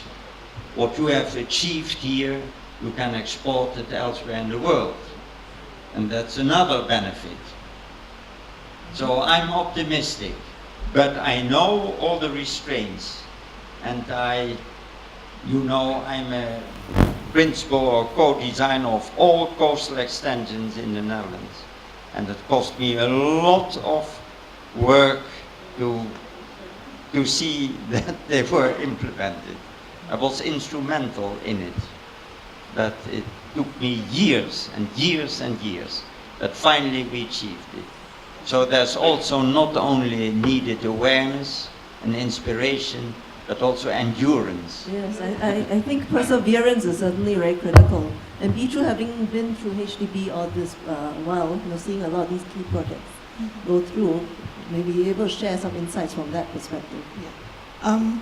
I think I understand Martha's problems also, because initially I started off when I was in a private sector. And I see all these projects that, I would love to work in, but subsequently I thought, working in the private sector, it might be a little difficult, so I actually joined HDB. Working in HDB, we have the opportunities to work in bigger scale projects, and I think my projects, let's say Balam, that was the beginning of ABC project. So I think it took a bit of convincing of my own colleagues to accept the idea that we need to blur some boundaries, we need to bring,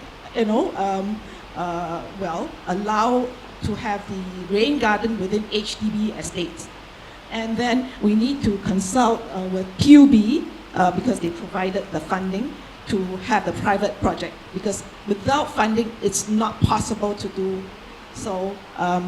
Because it's an existing estate, so we couldn't get any funding from HDB. So we had to, I brought this plan, I went to see QB, and then they said, oh, okay, we need a pilot project, we need a space to work in. So they provided the funding, we had the project, but then we also had to have the town council, because somebody needs to maintain it.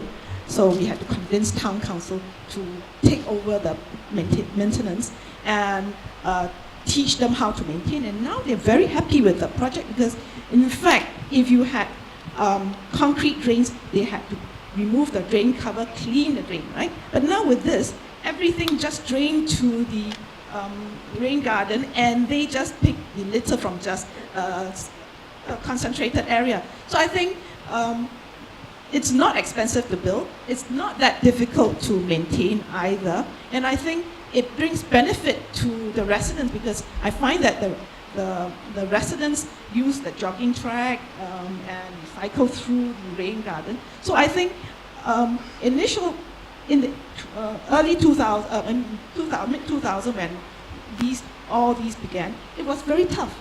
Going from agency to agency because I had to convince MParks and I had to talk to QB. But then now I think if everybody has the same mind, I think this is going to take off quite readily. And next step, I think, is to work with our consultants because the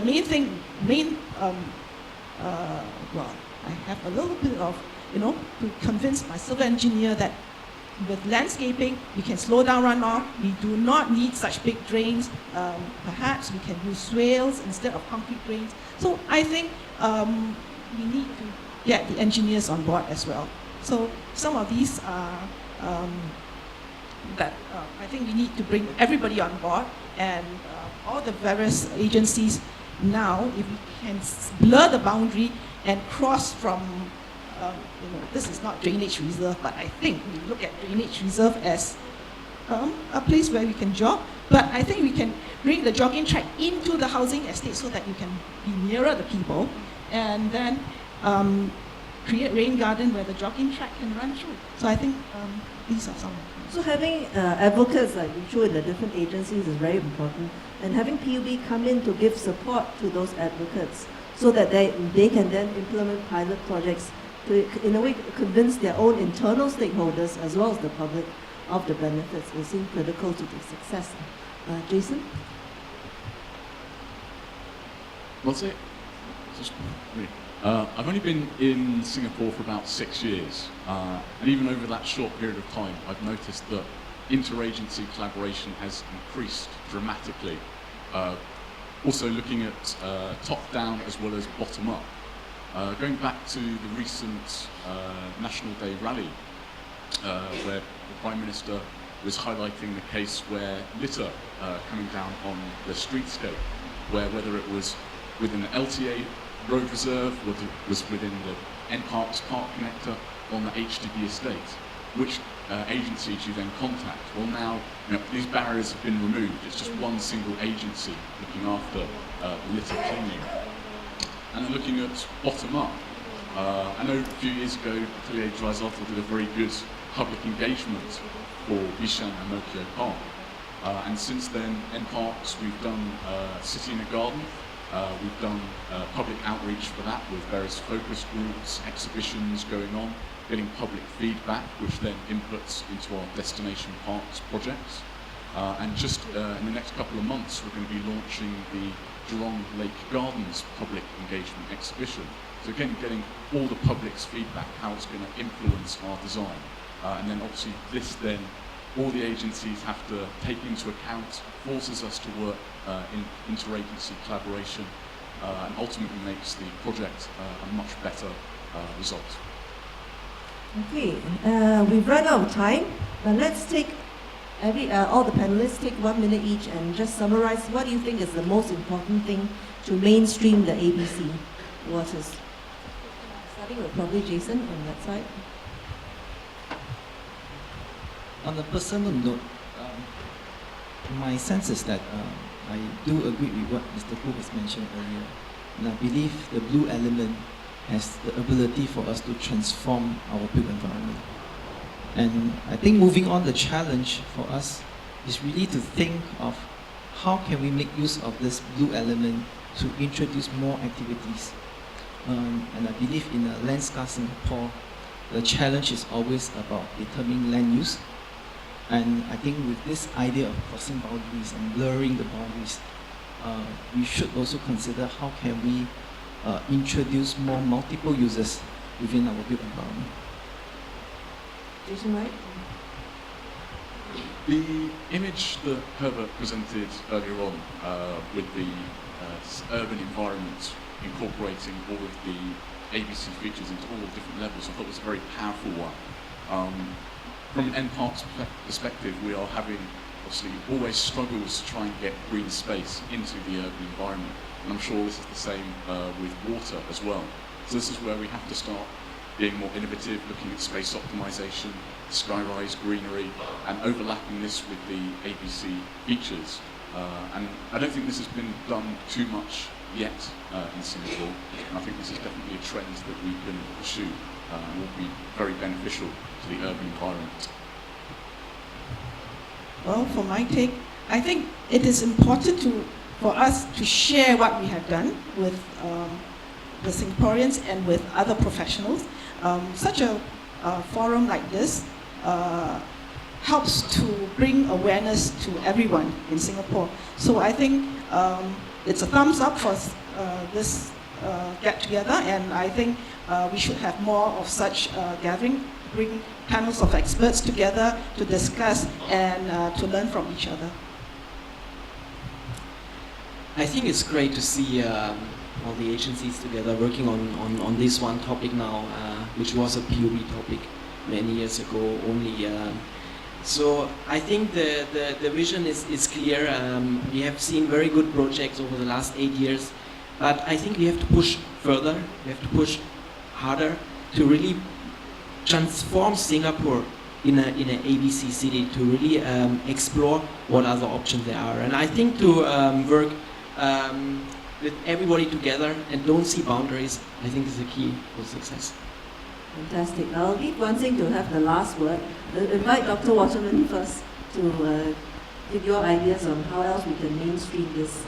Well, I thought it was a very fruitful gathering today, and we have to continue in the direction of continuation of ABC full force for the benefit of Singapore, but eventually also for the global benefit.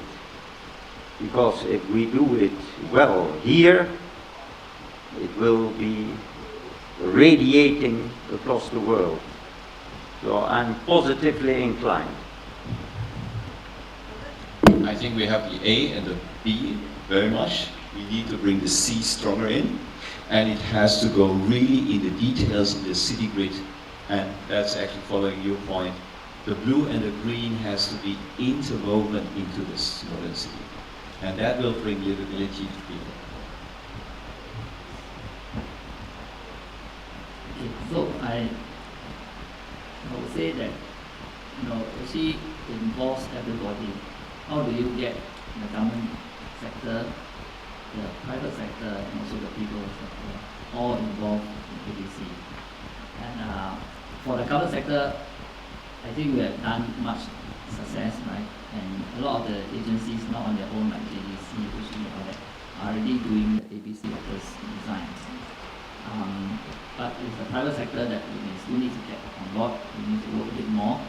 And I think that we also need to tell people that ABC is really something that is multidisciplinary. So the engineers need to think like a landscape architect, and the landscape architect need to think like an engineer, which is really, I think, was a very interesting experience for me myself. So that we're actually putting together planners, engineers, architects, landscape, designers, and all that, all together to work together to make that project possible. And so that is something I think we need to try to bring across, that it's no longer just a single disciplinary kind of thing, but a multidisciplinary thing. And of course, finally, we must get the people on board, and that is really to engage the public, to educate them, and also to make them take ownership of the projects. Fantastic. We've run out of time, so it leaves me to thank the panelists and the speakers on behalf of CLC. And I don't know if Mr. Koo has some closing remarks that you'd like to make. No? Okay. Then thank you, and time back to Brian. So if I'm allowed to close, where the waters do agree, it is quite wonderful the relief they give Jane Austen.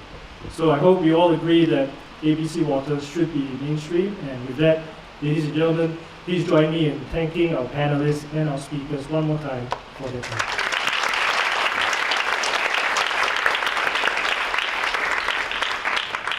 We will be emailing you for your feedback, so please do share your honest opinions. And also please do keep a lookout for our next CLC lectures where you may or may not see me again. Thank you.